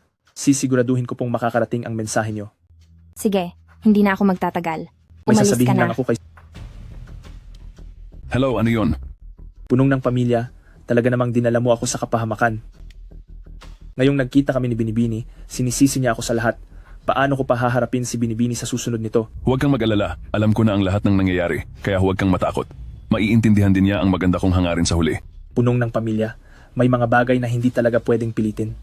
Si Binibini, talaga namang sa babaerong si pamilyang Lee, ay masama ang loob, kaya hindi mo talaga ito mapipilit. Anak ko siya. Sa tingin mo ba ay hindi ko alam yan? Wala kang kinalaman dito, kaya huwag kang makialam. Opo, boss. E paano naman si Ginoong Ye? Mas lalong huwag kang makikialam doon. Kung hindi, pati ako ay hindi ka matutulungan. Maging tapat at manatili ka lang sa tabi ni Yawer, at huwag kang maging mapapel. Ano kaya talaga ang iniisip ni punong ng pamilya? Sui Feng, sa tingin mo ano kaya talaga ang iniisip ni Papa? Alam naman niyang galit ako sa Li Tianhao na iyon, pero pinipilit pa rin niya akong makipag-dinner sa kanya. Bakit ka naman matatakot? Harapin mo lang kung ano ang dumating. Saka, tatay mo si Uncle Lu. Bakit ka naman niya ipapahamak? Kanino ka ba kampi? Sa kanya o sa akin? Sa mga ganitong pagkakataon, pinagtatanggol mo pa rin siya. Hindi naman. Nararamdaman ko lang na maliliit na bagay lang naman ito. Tsaka, narito naman ako bilang bodyguard mo, kaya ano pa ang dapat mong ikatakot? Ganyan ba talaga kabilib sa sarili ang mga katulad niyong marunong mag-martial arts? Parang wala naman kasing espesyal doon. Hindi ito basta pagyayabang. Ito ay tinatawag na tunay na kakayahan. Kahit anong marangyang pamilya pa yan, o kahit anong yaman pa nila, sa paningin ko, wala lang silang lahat. Kung ganoon, pwede mo ba akong turuan ng martial arts? Gusto mong matuto ng martial arts? Oo, sige na, pwede ba? Kasi Sige na, turuan mo na ako. Napakagaling mo naman eh. O baka naman natatakot kang malamangan ng sarili mong estudyante? imposible namang mangyari iyon. Kaya lang, kahit magsanay ka pa ng 100 taon, hinding-hindi mo pa rin ako matatalo. Ito ang katotohanan. Gusto mo bang kagatin kita? Nagsasabi lang ako ng totoo, bakit nagagalit ka agad? Wala akong pakialam, basta magiging guro kita at turuan mo ako ng mga pangunahing self-defense. Hay, sige na nga, hindi naman iyon imposible. Pwede na rin akong maging isang babaeng mandirigma. Ano ba talagang nangyayari dito? Kailangan ba talaga ang lahat ng ito? Siyempre naman. Ito ang pinaka-basic sa lahat at kung hindi mo ito mapapractice ng maayos, ay wala na tayong aasahan pa sa susunod. Itaas mo pa ng konti ang kamay mo. Gaano po kataas? Malay ko ba? Ay nako, ganyan, ayos na yan. At dapat gamitan mo rin ng puwersa ang balakang balakang mo. Wala akong maintindihan sa mga sinasabi mo. Pwede bang ayusin mo ang pagtuturo? May latigo ba rito? Bakit? Balak mo ba talaga akong saktan o ano? Hayes, hindi mo ba kayang ituro na lang gamit ang daliri mo? Sige na, sige na. Itama mo ang pwesto mo base sa bigat ng palad ko, okay? Tama, ganyan nga, itindig mo ng ganyan. Teka, dapat gamitan mo rin ng puwersa ang binti mo. Hindi sandali, hay. Anong nangyari sa'yo? Maayos ka lang ba? Hay? Baka pwedeng huwag na nating ituloy ang pag-ensayo? Hay nako, isang magandang babae ang yakap-yakap mo. Wala ka man lang bang reaksyon? Anong? Anong dapat kong sabihin? Ang ganda mo talaga. Ang ganda ng kutis mo. At ang ganda rin ng katawan mo. Kung Gusto mo ganoon. bang maging Ano bang pinagsasabi mo? Ang sabi ko, magpakasal tayo. Maging bodyguard kita habang buhay. Binibini, hindi ba masyadong mabilis ito? Bakit naman naging mabilis? Tutal nasa tamang edad na rin naman ako. Kung hindi kita pipiliin, ipakakasal din lang ako sa iba. At kung ikaw naman, mas matatanggap ko pa. Kayong mga mula sa malalaking pamilya, bakit pare-pareho lang kayo ng sinasabi? Bakit? May iba pa bang nagsabi sa iyo niyan? Wala. Hindi ikaw ang tinutukoy ko. Mali lang ang narinig mo. Si Yanran ba iyon? Sabi ko na nga ba, si Yanran iyon, ahas talaga siya, at gusto kang agawin sa akin. Hindi naman siguro iyon maituturing na pangaagaw. Anong ibig mong sabihin? Personal na bodyguard kita, kaya habang oras ng trabaho, pag-aari kita. Kahit pa gustong mapalapit sa iyo ni Yanran, dapat pa rin siyang kumuha ng permiso sa akin. Bakit? Pinalalabas mo yatang ipinagbili ko, na pati ang sarili ko sa iyo. Bakit? Parang ayaw mo pa yata? Ano bang kulang sa akin kumpara kay Yanran? Wala, kayong dalawa ay parehong napakaganda at walang katulad, kaya mahirap sabihin kung sino ang nakalalamang. Sino ba ang mas gusto mo? Sige Sabihin na, mo na, sino ba ang mas gusto mo? pareho ko kayong gusto. Ang kapal din ng mukha mo. Sinabi mo pang gusto mo kaming dalawa sa harap ko, huwag kang ang masyadong babaero. Kung ganoon, turuan mo ako kung anong dapat kong sabihin. Dapat mong sabihin na mas magaling ako kaysa kay Yanran. Talaga? Ngayon, alam ko na ang sasabihin ko. Gagawin ko rin ang ginawa ko sa kanya. Kung sino ang nagtanong sa akin, siya ang pupurihin ko. Hay naku, tinuruan kita niyan para maging tama ka, hindi para asarin ako. Sige na, sige na. Si Kinyaw ang pinakamagaling at pinakamaganda. Mas maganda si Kinyaw kaysa kay Yanran. Bahala ka na sa relasyon niyo ni Yanran, ngunit anuman ang mangyari, pag-aari pa rin kita. Ibebenta ko na ba ang sarili ko sa iyo ng formal? Bakit parang may mali yata? Ano namang magiging mali doon? Ang isang magandang mayamang babaeng tulad ko ay mahirap nang mahanap sa panahon ngayon, kaya huwag mong sayangin ang swerteng nasa harap mo na. Mukhang tama ka nga. Teka, sandali lang. Sabi mo kanina wala kang pakialam sa amin ni Yanran? Oo naman, bakit? Inaasahan mo bang ako ang lulutas niyan para sa iyo? Asa ka pa. Kung mapapaamo mo si Yanran at magiging tapat siya sa iyo, wala naman akong tutol doon. Pwede pala ang ganoon? Hindi lang siya ang gumagawa niyan. Si Lee Tianhao nga, mula noong high school hanggang ngayon, nakapagtabi na siya ng 5 babae. Akala mo ba napakalinis na lugar ng mararangyang pamilya? Normal lang ang ganoon. Diyos ko, kakaiba rin talaga ang mga tagalungsod. Mas mabuti pang bumalik na lang ako sa probinsya para magsaka. Hindi ka aalis? Nabenta mo na ang sarili mo sa akin tapos gusto mo pang bumalik sa probinsya. Huwag mo nang pangarapin. Nagbibiro lang ako, wag mong seryosohin. Nasa harap ko na ang pagkakataong maranasan ang magkaroon ng maraming asawa, bakit ko pa nanaisining umalis, hahaha. Babaero ka talaga. Teka nga, bakit wala pa rin si Yanran hanggang ngayon? Tatawagan ko muna siya para ma-check. Anong nangyayari? Hindi sinasagot ni Yanran ang telepono. May nangyari na kaya kay Yanran? Anong gagawin ko? Alam mo ba kung nasaan siya? Maari ko siyang itrace gamit ang satellite, pero hindi makontakt ang cellphone niya ngayon. Lintek!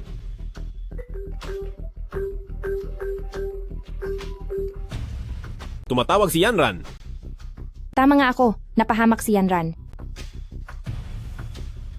Nahanap mo ba ang kinaroroonan niya? Maari ko nang itrace kung saan nanggaling ang tawag. Suifeng, parang nasa basement parking lot siya ng subdivision natin. Yanran, bilisan natin at hanapin natin siya. Ako na lang ang pupunta. Maghintay ka rito. Pero, Walang pero-pero.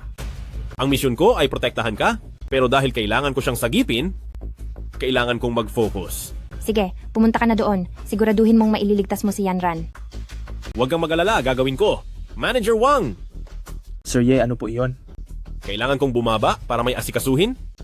Protektahan mong mabuti ang kaligtasan niya. Maliban sa akin, walang sinumang pwedeng pumasok. Opo. Kahit pa ang pinuno ng pamilyang Lu ay hindi pwede. Ginoong Ye, ano ang sinabi mo? Wala na akong oras para ulitin pa ito sa iyo. Sa madaling salita, bago ako bumalik. Kapag may nangyaring masama kay Kinyaw kahit kaunti, alam mo ang magiging parusa mo. Susundin kita. Kahit pa ang tatay ko, hindi ko siya papapasukin. Bilisan mo na at umalis ka na. Binibini, ano itong ginagawa mo? Nagtitiwala ako sa desisyon niya. Kahit anong mangyari, hindi ka dapat umalis. Utos ko ito. At Opo. huwag mong hakati na ang tatay ko. Maliwanag po. Si Kinyaw talaga ang swerte ko. Kung hindi dahil sa kanya, siguro hindi kailanman magkakalapit ang loob namin ni Ye Suifeng.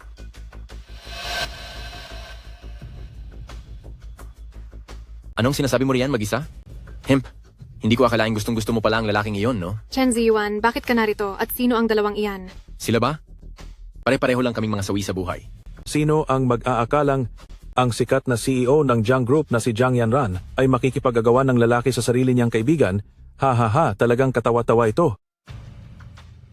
Kilala niyo ba si Kinyaw? Hindi lang basta kilala, kaklase pa namin. Dahil sa lintik mong black card, napagalitan kami ng husto ni Manager Yang.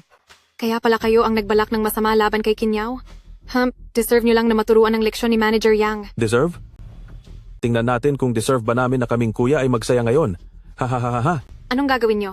Dahil tinulungan mo ang best friend mo na hiyain kami, makatwiran lang na ikaw ang tumanggap ng parusa. Para sa kanya, hindi ba? Nung hinanap niyo ako, hindi ito ang napag-usapan natin. Kuya, napagkasunduan natin noon na may tig-isa kayo sa dalawang babaeng ito. Ngayong siya lang ang nahuli natin, di ba? Saka, masyadong baliw ang babaeng ito sa lalaking iyon. Siguradong wala na siyang kwenta ngayon. Gusto mo ba Bakit? siyang pakas... Kuya, wag nang marami pang pero. Alam naman nating lahat na gusto mo siya. Kung kailangan talaga, itatali ko siya sa basement nyo para magawa mo ang gusto mo sa kanya hanggat gusto mo, okay? Kahit pa pumayag siyang maging asawa mo, hindi ka ba natatakot na parusahan kanya sa hating gabi? Sige na nga, susunod ako sa'yo.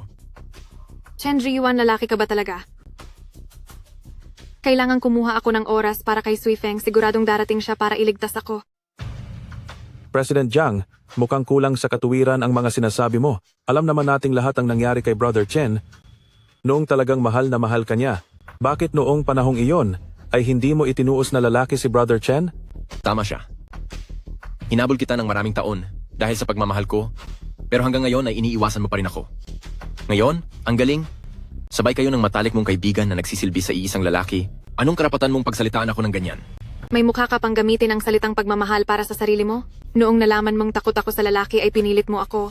At kinuha mo pa ang kontrol sa kumpanya para lang gawin akong laruan? Chen Ziyuan, napakawalang hiya mo talaga. Tama na iyan, President Jiang. Huwag ka nang magsalita ng marami. Tutal naman ay may dalawang babae ang lalaki mo. Hindi ba't normal lang na magkaroon ka rin ng dalawang lalaki? Tama ang sinabi ni Jiang Yan. Sa yaman mong iyan, kahit kumuha ka pa ng mga lalaki sa labas, walang magsasabi sa iyo ng masama. At binibigyan ka pa namin ng kasiyahan, isipin mo na lang na tumutulong lang kami sa iyo. Ha ha ha. Sa ginagawa niyong ito, hindi ba kayo natatakot na parusahan kayo ni Suifeng? Huwag na huwag mong babanggitin ang pangalan niya sa harap ko. Jiang Yanran, sinasabi ko sa iyo, kahit dumating pa siya, ihamakin kita mismo sa harap niya. Talaga? Suifeng, Kung gusto nyo nang mawala, ulitin nyo sa harap ko ang lahat ng sinabi nyo kanina. Alam ko na darating ka para iligtas ako. Huwag kang mag-alala, obligasyon ko ito. Kayong mga basura, talagang nagsanib puwersa pa kayo para pagtulungan ng isang mahinang babae. Ikaw na lalaking walang hiya ka. Talagang hindi ka na nawala sa landas namin. Ako si Yemuren, marangal at may paninindigan sa buhay. Ang mga salitang mapang-abala ay mas nababagay sa isang taong kasuklam-suklam na tulad mo. Nandito ka lang? At may kapal ka pa ng mukha na sabihin yan? Ang black card na iyan, hindi ba galing iyan sa kasama mong, si President Jiang? Ginagamit mo ang card na binigay ni President Jiang para bayaran ang gastos ng ibang babae? Hindi ka ba nahihiya? Ganon pala ang iniisip nyo. Hindi naman masama kung malalaman nyo. Ang card na ito ay galing talaga kay Miss Jiang. At siya rin ang nag-utos sa akin. Nasamahan si Kinyaw sa reunion ng kanilang mga kaklase. Paano nangyari iyon? Ano ba talaga ang relasyon ninyong tatlo? Sino ka ba at bakit ka nakikialam? Napagtanto ko na, ikaw ay sa akin. Kaya hindi kita hahayaang makatakas. Sige, yan ang usapan natin. Sa tuwing nakikita kita, na pinagdidiskitahan ng mga basurang ito, talagang sobrang nababanas ako. Kung ganoon, wag mo na akong aawayin sa susunod ha. Hinding-hindi. Bitiwan mo siya. Ano ang balak mong gawin kay Yanran? Narinig ko na ang lahat mula sa kanya. Kaya hanggang ngayon ba naman ay magpapanggap ka pa ring mabuting tao? Ako. Hindi ko ito matanggap. Noong kailangan kitang magpakabuti, ay ginawa mo ang lahat ng masamang paraan. Ngayong tapos na ang lahat sa iyo, bakit nagpapanggap ka pa rin na parang mabait? Kayo? Kailan lang ba kayo nagkakilala? Tanggap ko nang hindi niya ako pinili. Pero bakit ikaw pa? Dahil iniligtas niya ako, at mula nang iligtas niya ako, alam ko nang siya na ang nakatakda para sa akin. Walang makapaghihiwalay sa amin. Tama na. Ayoko nang marinig ang mga walang kuwenta mong sinasabi.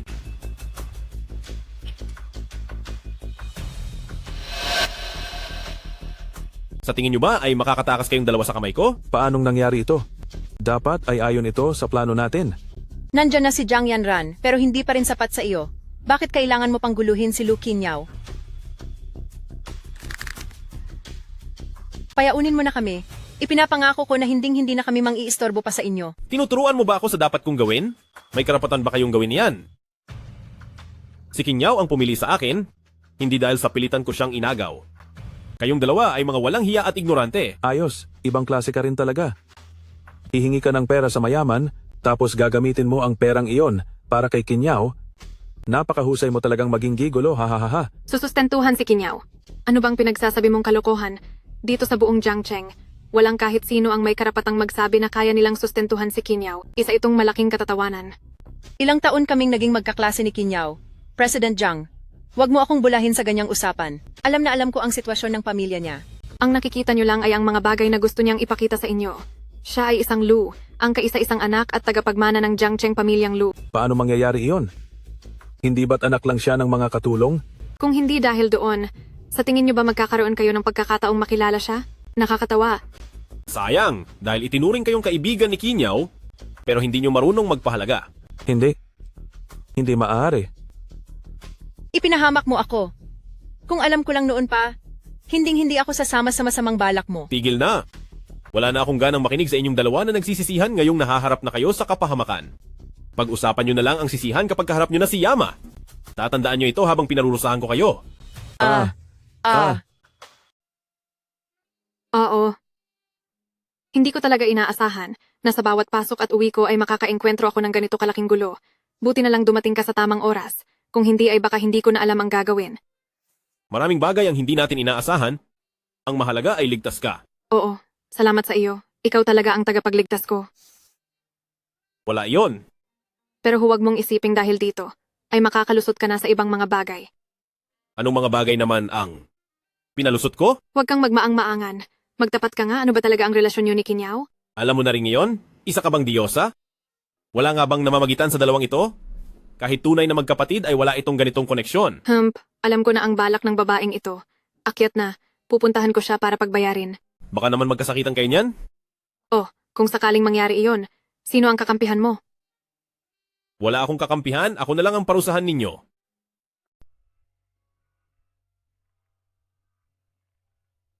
Yanran, nandito ka na pala. Wala bang naging problema? Wala naman. Dumating sa tamang oras si Sui Feng. Nandito na po si Ginoong Ye, kaya aalis na po ako. Salamat sa tulong mo, Manager Wang. Responsibilidad ko po ang protektahan ng Binibini. Aalis na po ako. Anong nangyari? Hindi mo man lang nasasagot ang mga tawag ko. Halos makuha na ako ng mga masasamang tao. Mabuti na lang at dumating si Suifeng, kung hindi ay baka may masamang mangyari na sa akin ah. Suifeng, okay ka lang ba? May sugat ka ba? Okay lang ako. Ilang mahihina lang naman ang mga yon. Kayang-kaya ko silang talunin. Mabuti naman kung ganoon. Uy, mukhang nag-aalala ka talaga sa kaniya ah. Ako kaya itong muntik ng makuha ng mga kriminal. Nagsiselos na si Yanran. Anong sabi mo? Gusto ko lang ipakilala kay Yanran. Siya ang fiancé ko ngayon. Kailangang unahan ng iba para hindi pagsisihan sa huli. Kailangan bang sabihin yan ngayon? Siyempre naman. Hinahamon mo ba ako? Alam ko namang gusto mo si Yanran. Basta, sa akin na siya, Yanran. Hindi mo siya maaagaw. Ganoon ka ba kasigurado? Baka naman minamaliit mo ako. Wala pa akong gustong bagay na hindi ko nakuha. Sa pagkakataong ito, hindi mo talaga siya makukuha. Pero kung gusto mo siyang hiramin sa akin, maaari ko namang ipahiram sa iyo si Suifeng. Kung gusto ko man siya, hindi ko kailangang manghiram sa iyo. Pero dahil tinawag mo akong ate, pwede rin namang ipahiram muna siya sa iyo. Sandali lang. Hindi naman ako isang gamit. Parang hindi naman tama na ginagamit niyo ang salitang hiram para sa akin. Bakit? Para sa akin? Bagay naman. Akin ka, kaya huwag kang magtangkang tumakas. Malinaw na sa akin siya, at may pinirmahan siyang kontrata sa akin. Siya ang bodyguard ko habang buhay. Protektado iyan ng batas. Ano? Talagang pumirma ka ng panghabang buhay na kontrata sa kanya? Naalala ko, wala naman akong pinirmahan. Naaalala ko namang parang napauo kita. Oo na, sige na. Noon pa ay nailathala ko na ang dokumento, dahil ang verbal na pangako ay may bisa rin. Yanran, tila talo ka sa pagkakataong ito. Suifeng, pagod na ako. Halika rito at masahehin mo ang aking binti. Kahit ba itong maliit na bagay ay ayaw mong gawin para sa akin. Sige na nga. Ganyan dapat.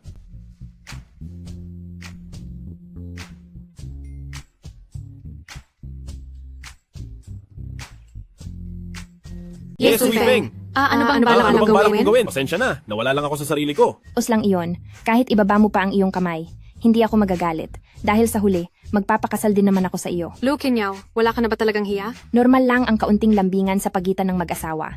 At ikaw naman Yanran, parang masyado ka namang nag-iisip. Suifeng, wag mo siyang pansinin. Gawin mo lang ang gusto mong gawin. Ito, Kung magagawa mong haplusin siya sa harap ko, aalis ako agad. Mahal kong mga asawa, maaari bang huwag na kayong mag-away? Nagtitipon-tipon tayo ng maayos para magkwentuhan at para mamuhay ng matiwasay ng magkakasama. Dapat may paliwanag ka tungkol sa nangyaring ito ngayon. Yanran, ano bang gusto mong mangyari? Napakasimple. Hindi mahalaga kung magkasama tayo o hindi, pero gusto ko siyang samahan akong umuwi para makita ang mga magulang ko. Kayong dalawa, nagiging lalong kakaiba na ang mga iniisip nyo. Gusto mong samahan ka ni Suifeng para makipagkita sa matandang bruhang iyon, hindi ba't ipinapahamak mo lang siya sa ginagawa mo? Wala tayong magagawa, kailangan ko ng lalaking maihaharap sa mama ko. Kung sakaling magpakasal kayong dalawa, sino ang ihaharap nyo sa mama ko? Ano naman ngayon? Paunahin mo muna siyang makipagkita sa mama mo. Ano ka mo? Ayos lang yan. Pagkatapos namin magpakasal ni Suifeng, pupunta na lang kami sa ibang bansa. Total hindi naman na siya mahahanap ng mama mo. Mukhang ayos nga ang paraang yan. Teka lang, hindi nyo ba man lang tatanungin ang opinyon ko? Anong opinyon ba ang sinasabi mo? Kapag sinabi mong ayaw mong magpakasal sa akin, ngayong gabi ay pupunta ako sa bar para maghanap ng ibang lalaki. Sa tingin mo ba ay hindi ko kayang gawin yon? Gusto mo bang maging manloloko? At Kimbat. basta na lang kaming iwan pagkatapos gamitin? Bakit naman ako naging manloloko? Sige na. Kung ano ang sabihin nyo, ay siya na lang ang gagawin ko. Susunod na lang ako. Ayos ba? Ganyan nga. Samahan mo muna ako sa bahay namin at binabalaan kita. Huwag kang gagawa ng anumang palpak.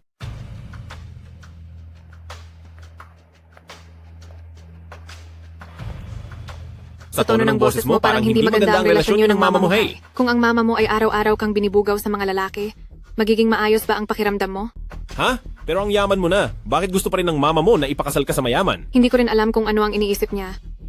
Kaya nga isinama kita pa uwi ngayon, para mapaalam sa kanya at mapatigil na siya, para hindi na siya araw-araw mag-introduce ng kung sino, nakakainis na. Pero, sa katulad ko ba, magiging kontento na ang mama mo? Huwag mong sabihin yan. Ikaw ang napili kong lalaki. Dapat maging kumpiyansa ka sa sarili mo. Sige, kumpiyansa. Magkumpiyansa tayo. Hay, bahala na kung anong mangyayari. Nako, Young Master Qin, isang karangalan na makabisita kayo dito sa Jiangcheng. Tunay na nagbigay liwanag ang pagpunta nyo. Mayroon ako ditong napakagandang klase ng tsaa. Gusto nyo po bang subukan, Young Master Qin? Magandang klase? Gaano kaganda? Sabihin mo para marinig ko. Kung magugustuhan ko yan, maaari ko kayong pagbigyan sa pag-anyaya nyo. Siguradong espesyal yan. Ang tsaa na ito, sikat dito sa Jiangcheng at nagkakahalaga ng $500,000 bawat kalahating kilo? 500,000 dolyar para sa kalahating kilo? Baka dapat 500,000 dolyar para sa iilang gramo lang. Sa ganitong kalidad ng tsaa, pandunaw man lang ng dumi sa bibig ay ayaw kong gamitin. Ito. Iba talaga kapag nagmula sa mayamang pamilya si Young Master Kin. Alam kung paano mag-enjoy. Hindi siguro sapat ang mahal ng tsaa namin at walang swerte na ipatikim ito sa inyo. Sige na, tigilan mo na ang pagbola. Hindi naman ako pumunta dito para lang uminom ng tsaa. At wala rin kahit anong inumin dito sa Jiangcheng na karapat-dapat para sa akin. Nandito ako dahil narinig ko ang tungkol sa anak mong si Jiang Yanran na may angking pambihirang kagandahan kaya sadya akong pumunta para makita siya. Naku, kilala niyo rin po pala si Yanran? Oo, siya ang kilalang magandang businesswoman. Sabi nila, siya ang pinakamaganda sa buong Jiangcheng at sa buong buhay ko, pinakagusto ko ay ang mga magaganda. Napakaganda naman kung ganoon. Kung magustuhan po ni Young Master Kin ang aming si Yanran, ay napakalaking swerte na iyan para kay Yanran. Maupo muna po kayo, Young Master Kin. Tatawagan ko lang siya para pauwiin. Hello? Yanran? Nasaan ka na ba? Umuwi ka na muna agad dito? Papunta na po ako, malapit na. Napakagandang pagkakataon naman. Sige, bilisan mo. Huwag mong paghintayin ng matagal ang bisita natin. Sakto po ang dating niya. Ilang buwan din na hindi na natili sa bahay si Yanran, pero tamang-tama na babalik siya ngayon. Ibig sabihin lang yan, ang tadhana na mismo ang gumagawa ng paraan para sa inyong dalawa? Talaga ba? Kung ganoon, mukhang makikita ko na agad ang ganda ng babaeng sinasabi nila. Pinahanapan na naman ako ni Mama ng K-date. Wala na talaga itong katapusan. Tumawag ba siya kanina para pilitin ka lang na makipagkita sa lalaki? Meron pa ba siyang ibang dahilan maliban doon? Siguradong nandoon na sila sa bahay ngayon. Ano? Gusto mo bang ako na ang direktang magpaalis sa kaniya? Wala man akong ibang talento, pagdating naman sa pagprotekta sa iyo, masasabi kong eksperto ako riyan. Paniguradong bubugbugin ka lang ni Mama. Tumigil ka na nga sa kalokohan, maghintay ka muna sa labas, pumasok ka lang kapag sigurado na tayo, naintindihan mo? Masusunod po, mahal kong asawa, susundin ko ang utos mo.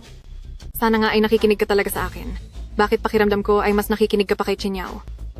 Hehe, pareho ko naman kayong asawa, kaya nakikinig ako sa inyong dalawa. Wala ka talagang hiya. Maghintay ka muna sa labas para hindi tayo agad mabuking, mauuna na ako. Nandito Sige. na ako. Naku, sa wakas at nakabalik ka rin. Kanina ka pa hinihintay ni Young Master Kin. Young Master Kin, wala akong kilalang ganoon ang pangalan. Anong pinagsasabi mo dyan? Ikaw ba si Miss Jiang? Mas maganda ka pa pala kaysa sa mga naririnig ko. Kay ganda, tunay ngang napakaganda niya. Mukhang hindi na sayang ang pagpunta ko rito. Ma, sino po ba siya? Hindi ko po siya kilala. Huwag ka nang maraming sinasabi. Isa siyang mahalagang tao, kaya huwag natin siyang galitin. Iyan naman ang lagi ninyong sinasabi. Sinabi ko naman po sa inyo na wala akong interes sa mga pinapakilala niyo sa akin, kaya paalisin niyo na siya. Ano bang pinagsasabi mo? Naglakbay pa si Young Master Kin ng napakalayo para lang makapunta rito? Paano mo siya magagawang paalisin ng ganyan? Ipinapangako ni Mama na hinding-hindi katulad ng dati si Young Master Kin. Siguradong magugustuhan mo siya? Kumusta? Ako si Qin Xiao. Jiang Yanran, wala akong interes sa iyo. Bakit ka ba ganyan kawalang galang bata ka? Nakikipagkamay iyong tao sa'yo? Yanran, binabalaan kita. Noon, hinahayaan lang kitang tanggihan ang mga ipinapakilala ko sa'yo. Pero sa pagkakataong ito, huwag mo nang subukang gamitin ang kung ano-anong kaisipang takot ka sa lalaki para lang tanggihan ako. Naintindihan mo ba? Ma, totoong may sakit ako, hindi iyon isang dahilan lang. Tumigil ka, kung totoo man iyan, gagaaling iyan, kung palagi kang makikisalamuha sa mga lalaki. Balak ba talaga ni Miss Jiang na hayaan lang ako rito nang walang pumapansin? Hala, hindi po sir. Pasensya na, pero wala akong habit na makipag-usap sa mga hindi ko kakilala. Gusto mo ba talaga akong pasakit sa ulo at tapusin ako? Binibining Jiang? Sa ganitong asal ba ay makakakuha ka ng maayos na negosyo? Salamat sa iyong pag-aalala, Young Master Kin. Maayos naman ang takbo ng Jiang Group. Kung wala ka nang sasabihin, Young Master Kin, maaari ka nang umalis. Gusto ko nang magpahinga. Sige, mukhang may determinasyon ka. Gustong-gusto naming mga taga Qin Xiao ang mga babaeng palaban. Yung mga masyadong sumusunod sa gusto ko, hindi ko man lang sinasayang ang tingnan. Salamat sa iyong pagkakagusto, Young Master Kin, pero wala akong pakiramdam para sa iyo. Walang problema pagdating sa nararamdaman. Maaari naman itong mapag-aralan sa paglipas ng panahon. Habang tumatagal ay mahuhulog ka rin sa akin. Wala tayong relasyon at magkakilala lang tayo bilang mga estranghero. Kaya mahiya naman po kayo, Young Master Kin. Pagkatapos ng araw na ito, hindi na tayo estranghero. Jiang Yanran, gustong-gusto kita. Ngayon, kahit napilitin pa kita, isasama kita pabalik sa Longyin. Hindi mo na hawak ang desisyon mo simula ngayon. Isa kang tauhan ng pamilya Longyin? Inay, narinig mo ba ang mga sinabi niya? Ito ba ang tinatawag mong mabuting lalaki? Bakit? Hindi ba nakakamangha ang ugali ni Young Master Kin? Hindi ba ganyan dapat ang isang tunay na lalaki? Masyadong kang mapili sa swerte mo. Inay, tagalongin man siya o anak ng hari, hinding-hindi ko siya magugustuhan. Mas mabuti pang sumuko na kayo sa pangarap na iyan.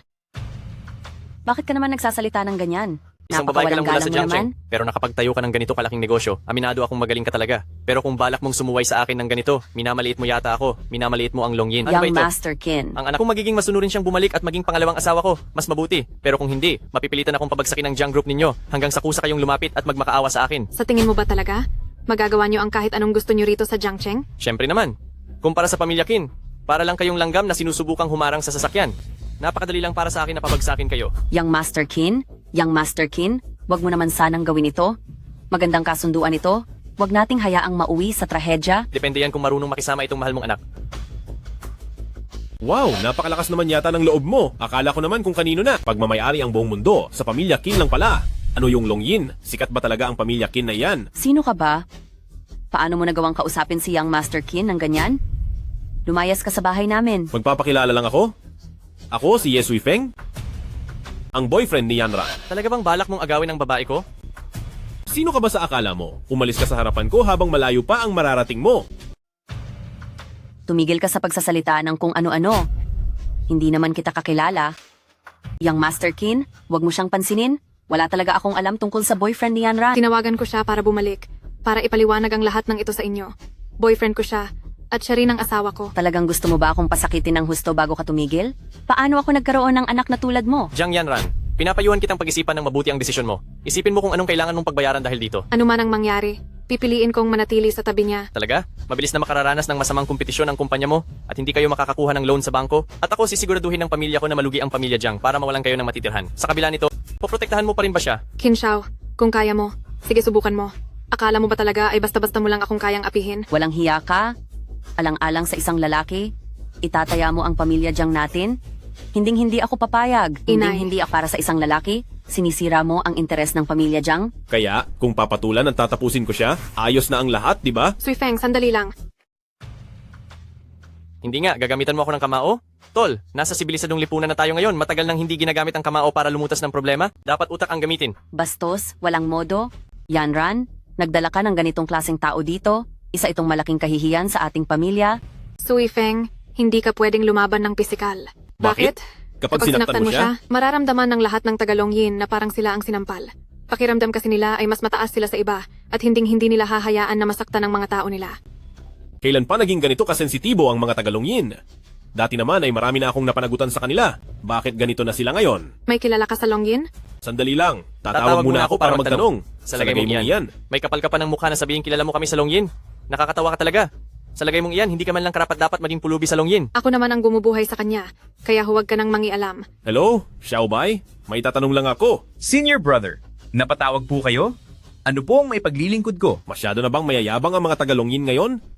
Sabi nila, kapag nakapanakit daw ako ng Tagalongyin, para ko na ring hiniya ang buong Longyin. Ano? Sinong Tagalongyin ang naglakas loob na bastusin kayo, senior brother? Pagtutulungang nating tapusin ang taong iyon. Mukhang ang pangalan niya ay si Qin Shao. Siya pala, ang batang hamog na iyon. Master, huwag kang mag-alala na parusahan siya. Ako na ang bahala kapag may nangyari. Sinabi mo iyan ha? Master, magtiwala ka lang po sa akin. Ayaw ko rin namang mapagalitan mo. Mabuti at alam mo iyan. Nagpapanggap ka lang. Ang tagal mo nang may tinatawagan, may napag-usapan na ba kayo? Naisip mo na ba kung paano ka magbabayad? Su Feng, ano ang sabi ng kaibigan mo? May paraan ba? Huwag kang mag-alala, maayos na ang lahat. Sabi niya po sa akin, sinabi niya na bahala na akong magparusa sa kanya at siya na raw ang bahala sa anumang mangyayari. Anong sabi mo? Aba, kayong mga tao sa pamilyang Longyin, ang lalami ng balat ninyo, ang sarap ninyong turuan ng leksyon. May lakas ka talaga ng loob na saktan ako. Anong klaseng tao ka? Gusto mo bang madamay ang pamilya nating pamilya Jiang sa gulo na pinasok mo? Huwag kang mag-alala, panimula pa lang ito. Basta't hindi ko siya bibigyan ng malubhang sugat, tingin ko ay kaya naman niyang gawan ng paraan ng lahat. Su Feng, sigurado ka bang maaasahan ng kaibigan mong iyan? Baka niloloko ka lang niya? Magtiwala ka lang. Maliban na lang kung gusto rin niyang masaktan. Sino ba ang taong iyon? Kilala siya ng lahat bilang si White Eagle, pero ang tawag ko sa kanya ay Xiaobai. Ano? Ang tinutukoy mo ba ay si White Eagle? White Eagle? Siya ba yung White Eagle na kilala bilang Invincible Eagle? Invincible Eagle? Sumikat na pala ang batang iyan ngayon. Balita ko, mag-isa lang siya sa border at tinalo ang buong Temple of Deities. Tinatawag mo siyang Xiaobai? Hindi maaari. Imposible iyan. Sa buong bansang dragon, kakaunti lang ang may kakayahang tumalo sa kanya. Walang katotohanan iyan. Kahit na magaling nga siya, mayroon pa ring mga tao sa mundo na kaya siyang disiplinahin. Anong Invincible Eagle? Ang taong ito. Nanggugulo lang siya. Huwag kang magmayabang sa harap ko. Akala mo ba maniniwala ako? Sige na, wala akong panahon para makipagtalo pa sa iyo, pero siguradong mahihirapan ka sa susunod. Ikaw, wala ka na Ha-ha. talagang takot. Tingin ko ikaw ang dapat matakot? Kapag hindi ka pa umalis, pagsisihan mo ang sunod kong gagawin sa'yo. Maghintay ka lang. Pagsisisihan mo ito. Tapos na? Wala na? Tapos na ang pamilya Jiang. Ma, ano bang pinagsasabi niyo? Ayos lang ang pamilya Jiang ngayon, paanong mawawala? Ang dinala mong barumbadong lalaki, pati sina Long Yin at Yang Master Qin ay sinaktan niya. Kung parusahan tayo ni pamilya Qin, paano itong pamilya Jiang makakaligtas? Tiye, sobra lang ang pag-aalala nyo dahil pumayag na si Xiaobai. Tiyak na siya na ang bahala sa usaping ito. Suifeng, huwag mo na siyang tawaging Xiaobai. Kasi si Panginoong Puting Agila ay iba na sa dati. Walang problema. Kapag tinawag ko siya ngayon, masasaktan ko pa rin siya. Iyan ang tinatawag na batas. Tingnan mo itong barumbadong dinala mo. Napaka-arogante na ngayon. Paano pa sa susunod? Ma, di ba sabi niyo dapat astig ang lalaki? Sa tingin ko, napaka-astig ng sinasabi ni Suifeng. Umalis kayo, lumayas na kayong lahat. Wala na akong pakialam sa iyo. Kung gusto mong makasama ang walang hiyang ito, edi magsama na kayo. Ma, totoo ba iyan? Magdasal ka na lang na ang lalaking kasama mo ay totoong may kakayahan gaya ng kanyang pinagyayabang, kundi kapag nawala ka, huwag mo akong sisihin na hindi kita tinulungan. Ma, ipakikita ko sa inyo kung sino talaga ang nagkamali. Suifeng, tara na.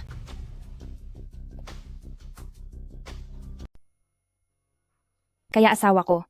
Talaga bang tinalo mo si Qin Xiao? Sinong tinatawag mong asawa? Wala namang masama doon naku. Talagang ang nakahanap ako ng kayamanan. Kahit ano paman, nagparusa lang naman ako ng isang tao. Wala lang yun. Iba ang usapang ito. Tsaka kakilala mo pa pala ang ating bayani na si White Eagle. Ibang klase talaga ito. Ganun ba talaga kasikat ang lalaking yon? Fan ka ba niya? Mukhang may isa na naman akong dahilan para parusahan siya. Hindi kaya fan mo ako, mahal kong asawa. Kung kaya mo ngang parusahan si White Eagle, sigurado mas magaling ka pa sa kanya. Siyempre naman, kung mas mahina pa ako sa lalaking yon, wala na akong mukhang ihaharap. Kaya ano nga ba ang relasyon niyo ni White Eagle? Pwede mo namang sabihin sa aming dalawa, di ba?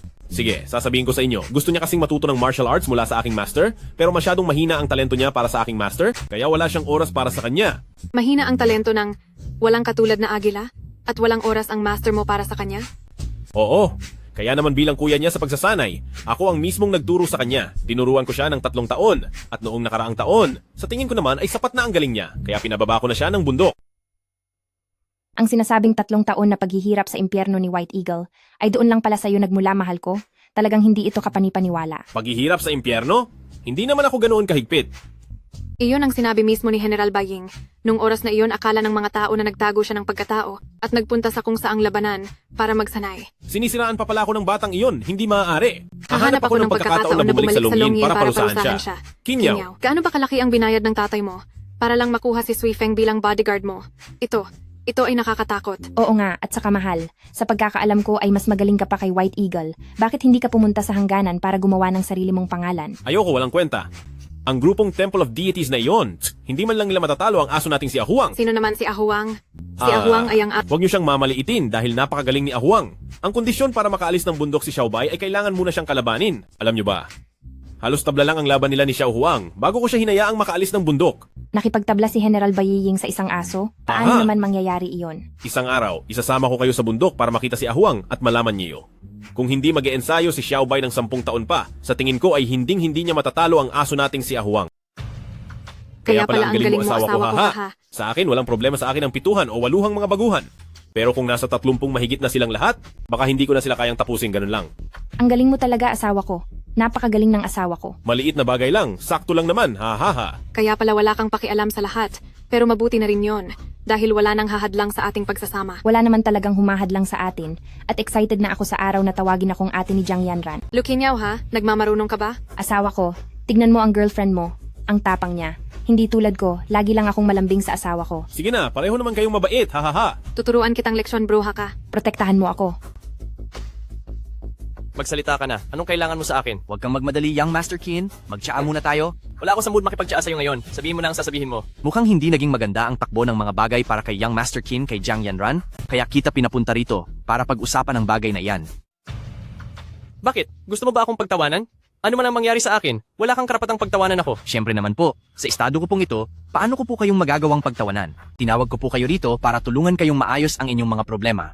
Isang lokal na katulad mo sa Jiangcheng, matutulungan mo ako? Masyadong sakit sa ulo ang taong iyon, at ikaw, hinding-hindi mo siya mapapantayan. Oh, Mukhang interesante yan. Ang tarantadong iyon na wala namang ibang alam kundi umasa sa babae, maliban sa kaunting galing sa pakikipaglaban. Ano pa bang kaya niyang gawin? Mukhang nagkaharap na kayo. Inagaw niya ang mapapangasawa kong si Lu Qinyao. Hindi halata sa kanya? Babaero pala ang lalaking iyon? Kaya nga po, gusto ko sanang makipagtulungan kay Young Master Qin para maturuan siya ng leksyon. Mabulaklak ang pananalita mo. Paano mo siya tuturuan ng leksyon? Pati ako ay sinaktan niya at ginamit pa niya ang pangalan ng White Eagle. Mas magaling ka pa ba sa kanya? White Eagle? Iyon bang White Eagle na sinasabing makapangyarihan sa lahat? Sigurado ba kayo rito, Young Master Qin? Malay ko ba? Yun ang sabi niya. Kung hindi lang dahil sa koneksyong iyon, matagal ko na siyang tinapos. Young Master Qin, kahit pa may koneksyon siya sa White Eagle, maaari pa rin natin siyang talunin. Anong binabalak mo? Pwede nating gamitin ang dalawang babaeng iyon para makuha siya. Huwag kang umalis, Young Master Qin. Nagsisisi talaga ako na nakinig pa ako sa mga kalokohan mo, kaya ko silang saktan ng mag-isa. Kailangan ko pa ba ng turo mo? Young Master Qin, hindi ko sinabing protektahan silang dalawa, nagkakamali ka sa akin. Ang ibig kong sabihin, maaari nating simulan sa kumpanya nila.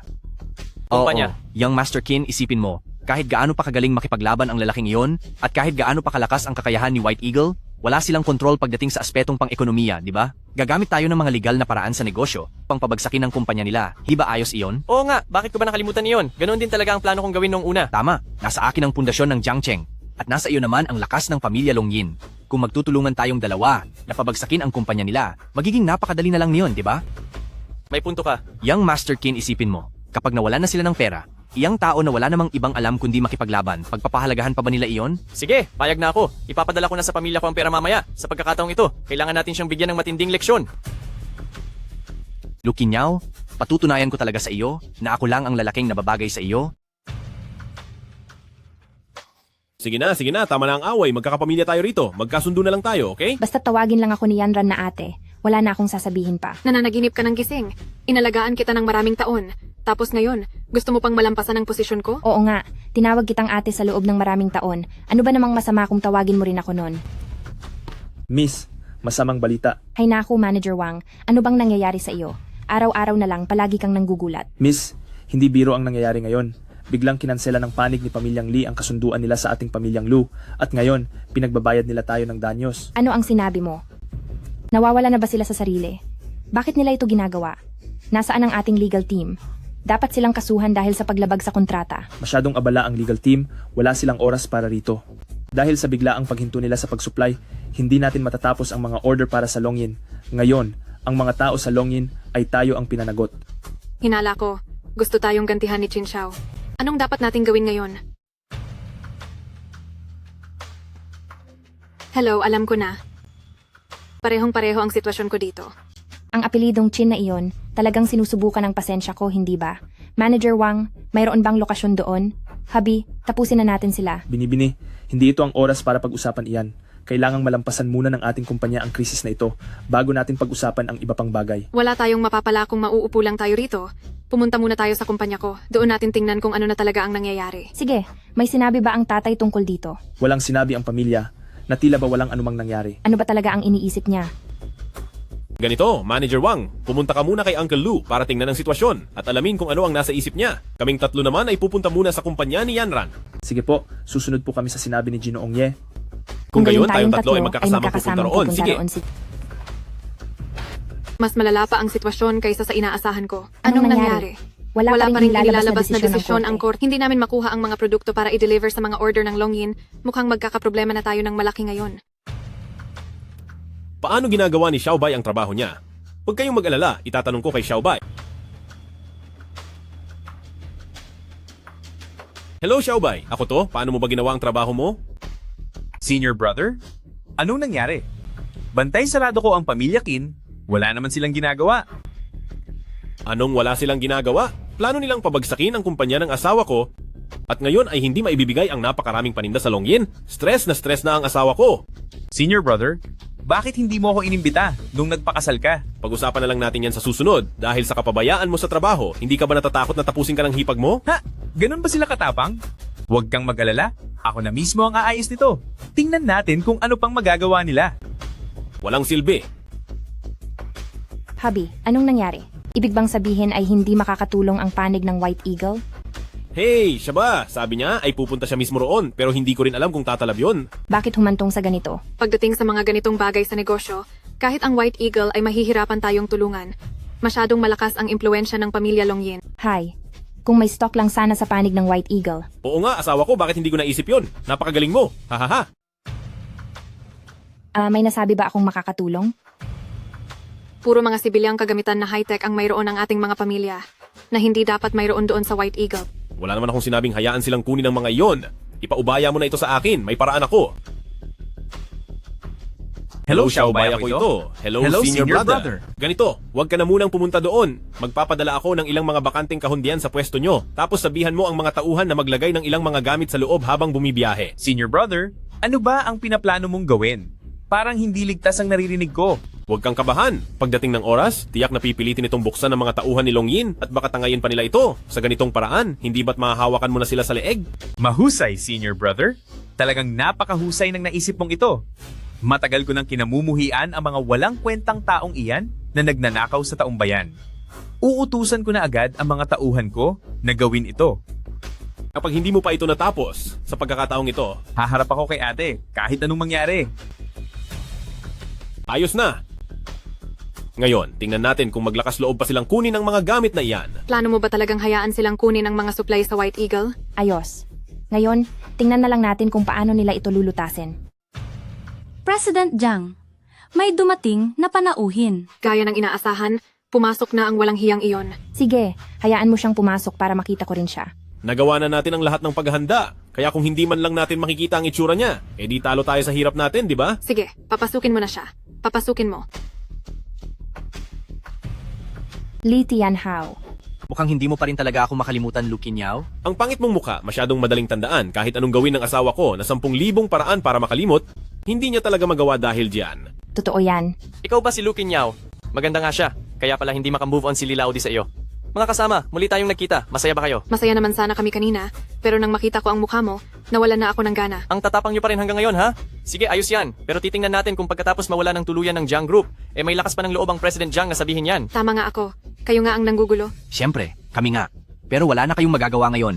Ang tanging opsyon nyo na lang ay ang sumuko. Paumanhin po, ngunit sa diksyonaryo ko, si Jiang Yanran ay walang salita na pagsuko. Kahit na wala nang natitirang pag-asa, lalaban ako hanggang sa dulo. Tama, hindi pa natin alam kung sino talaga ang mananalo. Sa mga ganitong sandali ay nagpupumilit pa rin kayo. Hanga talaga ako sa lakas ng loob niyo. Hindi niyo ba alam ang tunay na sitwasyon ng kumpanya niyo? Hindi mo na kailangang alalahanin iyan. Sisiguraduhin kong ligtas silang dalawa. Ikaw naman, ang utak ng lahat ng gulo ay narito at nagpapanggap na mabait. Yi Sufeng, alam kong magaling kang lumaban, pero ano naman ang silbi niyan? Sa mundong ito, ang tinitingnan ay ang yaman at kung sinong mas maraming pera. Ang isang katulad mo ay madali ko lang kayang disiplinahin. Masyado yatang malaki ang mga salitang lumalabas sa bibig mo. Kayong dalawa, sa harap ko, ay ilang beses nang napahiya? O baka naman kulang pang natanggap nyo? At gusto nyo pang turuan ko kayo ng leksyon? Ano? Sasaktan mo na naman kami? Inakala mo ba na pumunta kami rito nang walang kahit anong paghahanda? Titingnan natin kung anong paraan ang gagamitin mo para harangan ako. Damit na hindi tinatablan ng bala? Ang ganyang bagay ay kayang-kaya kong wasakin sa isang suntok lang. Hoy, violenteng tao, subukan mo lang. May dala kaming kamera at alarma sa katawan namin. Oras na tumama ang kamao mo sa amin, agad itong hihingi ng tulong sa 911. Kung matapang ka talaga, gawin mo. Lalaki ba talaga kayong dalawa? Wala kayong hiya. Mga duwag. Ano naman ngayon? Alam naming marunong siyang lumaban, kaya kung pupunta kami rito nang walang paghahanda, hindi ba't parang nagpakasawi lang kami?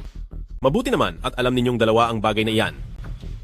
Pero naisip nyo ba na ako, si Ye Muren, ay gagawin ang lahat para hindi kayo makaalis dito? Anong sinabi mo? Isang hamak na taga-probinsya lang ako. Kung ipapalit ko ang buhay ko sa buhay ninyong dalawang spoiled na lalaking ito, parang hindi naman ako lugi, di ba? Anong pinagsasabi mo? Wisit ka? Ito ba ang sinasabi mong planong perpekto? Bakit ba ako naniwala sa isang hangal na tulad mo? Young Master Chin, kumalma ka muna. Hindi ako naniniwalang hahayaan niyang mapahamak ang dalawang napakagandang dilag na ito. Mukhang naging matalino ka na Totoo naman, wala akong balak ipapalit ang buhay ko para lang sa mga talunang gaya ninyo. Hinding-hindi ko yan gagawin. Kinabahan ako doon Huwag mo na ulit sasabihin iyon. Naintindihan mo? Pasensya na, biro ko lang yun para takutin sila. Hahaha. Tinanakot mo rin kaming dalawa. Subukan mong mawala. Bukas na bukas din ay isasama ko si Qinyao at magpapakasal sa iba. Hoy, mahal ko, wag naman sanang ganyan. Ganyan nga, hindi ba? Mukhang gumana naman pala ang ginawa niya. Totoong hindi ka makakaalis sa sitwasyong ito. Hindi iyan ang sinasabi mo kanina.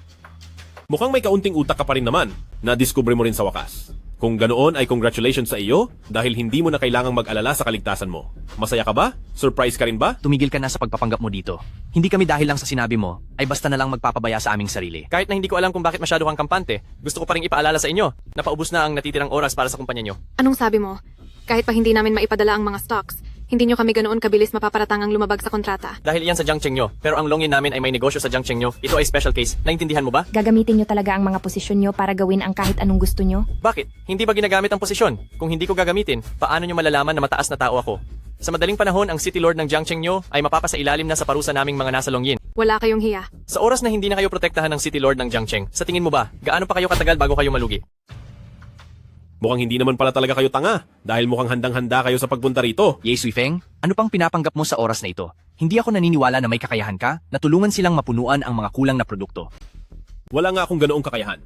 Huwag na lang ikaw, kahit pa makuha nyo ang tulong ni White Eagle, ay wala pa ring magbabago. Pinutol na namin ang lahat ng inyong mapagkukunan ng supply, kaya mas mabuti pang tanggapin nyo na lang ang inyong pagkatalo. Hindi ako naniniwala.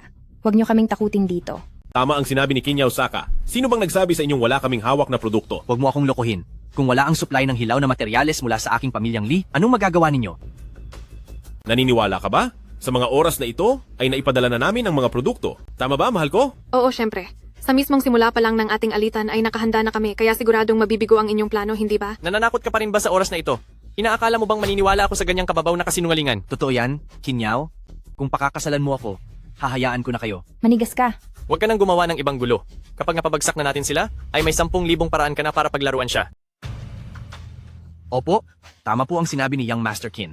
Jiang Yanran, binibigyan kita ng muka. Huwag kang magmakaawa sa huli dahil walang sinumang makakaligtas sa iyo. Young Master Chin, sinabi ko na sa'yo, na ipadala na ang mga kargamento ko. Bakit mo iniisip na matatakot pa ako sa banta mo? I-check nyo. Gusto kong makita kung talagang maipadadala nila ang mga kargamentong iyon. Halo, anong problema? Boss, may masamang balita. Ang dalawang pamilyang binabantayan nyo, noong malapit na sa Longyin ang mga kargamento nila, hinarang sila ni White Eagle. Anong sabi mo? Sabi ni White Eagle, kailangan nila ng mga supply sa border, kaya pilit nilang kinuha ang mga kargamento natin. Magaling, talagang ginamit nyo ang parang iyan para makatakas sa kontrata. Lahat tayo ay napilitan lang, hindi ba? Young Master Qin, naintindihan ko na. Siguradong walang laman ang mga kargamento nila. Siguradong nakipagtulungan si White Eagle sa kanila para gumawa ng palabas. Huwag kang magsalita ng kung ano-anong kalokohan. Naintindihan ko na. Unahan nyo silang harangin ng mga kargamento. Bilisan nyo. Li Tianhao, manahimik ka na muna. Hindi ko akalain. Muntik na kayong magtagumpay. Matalino rin ang nakaisip ng paraang ito. Anong gagawin natin yon? Huwag kang mag-alala. Kailangan nating magtiwala kay Xiaobai.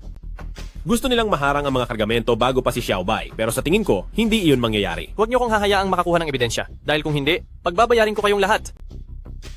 Tignan na lang natin kung makakakuha nga kayo. Anong nangyayari? Boss, naharang namin ang mga kargamento, pero parating na ang mga tauhan ni White Eagle. Buksan mo at videohan. Bilisan mo. Ang ebidensya ay nasa litrato. Opo, gagawin ko na po. Tingnan natin kung anong magagawa nyo ngayon. Buti na lang mabilis ang reaksyon ko, kundi muntik na silang manalo. Salamat sa iyo. Tinitiyak ko na gagantimpalaan kita balang araw. Maraming salamat po, Young Master Qin. Hindi ba masyadong maaga para magdiwang kayo? Mukhang magaling pala kaming umarte. Anong ibig mong sabihin? Hi, naloko lang kayong dalawang hangal. Hindi maaari. Wala naman kayong kahit anong ipapadala. Kapag nabuksan ang mga kahon na yan, paniguradong tapos na kayo. Wala nga talagang mga produkto sa loob ng mga kahon, pero hindi ko sinabing walang mga kagamitan sa loob. Anong ibig mong sabihin? Naisip nyo ba na baka ang laman ng mga kahon na ito ay mga kagamitan ng White Eagle? Ano ang sinabi mo? Ang lakas talaga ng loob ninyo at nagawa nyo pang harangin ang mga kagamitan ng White Eagle. Alam nyo ba kung ano ang ibig sabihin yan? Ayaw ko na nga sanang isipin. Bilis, tara na. Hayaan nyo na ang mga kahon. Sayang naman. Huli na ang babala mo? White Eagle. White Eagle. Bakit ka nandito? Masyadong bilib ang pamilya Qin sa sarili. Ang lakas ng loob ninyong mangharang ng mga kagamitan at ginawa niyo pa ito mismo sa harap ko. Kakausapin ko ang pinuno ng pamilya Qin para pagpaliwanagin sila sa nangyaring ito.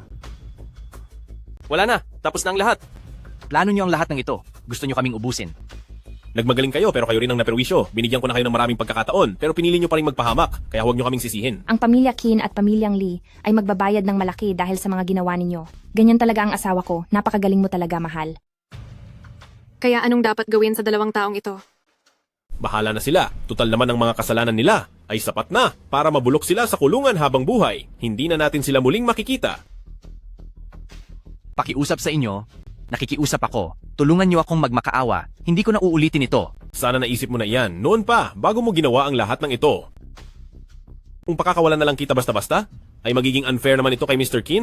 Mga asawa ko, tara na. Sige po, mahal, napakagaling mo kanina. Desidido na ako na sa susunod na buwan na gaganapin ang ating kasal. Hindi ba parang masyadong mabilis iyon? Huwag ka namang ganyan. Hindi na ako makapaghintay. Gusto ko rin iyan, gusto ko rin ang sarili kong kasal. Sige, ako ang bahala sa pag-aayos. Dapat na rin talaga tayong magpahinga at mag-relax muna. Sige, tara na.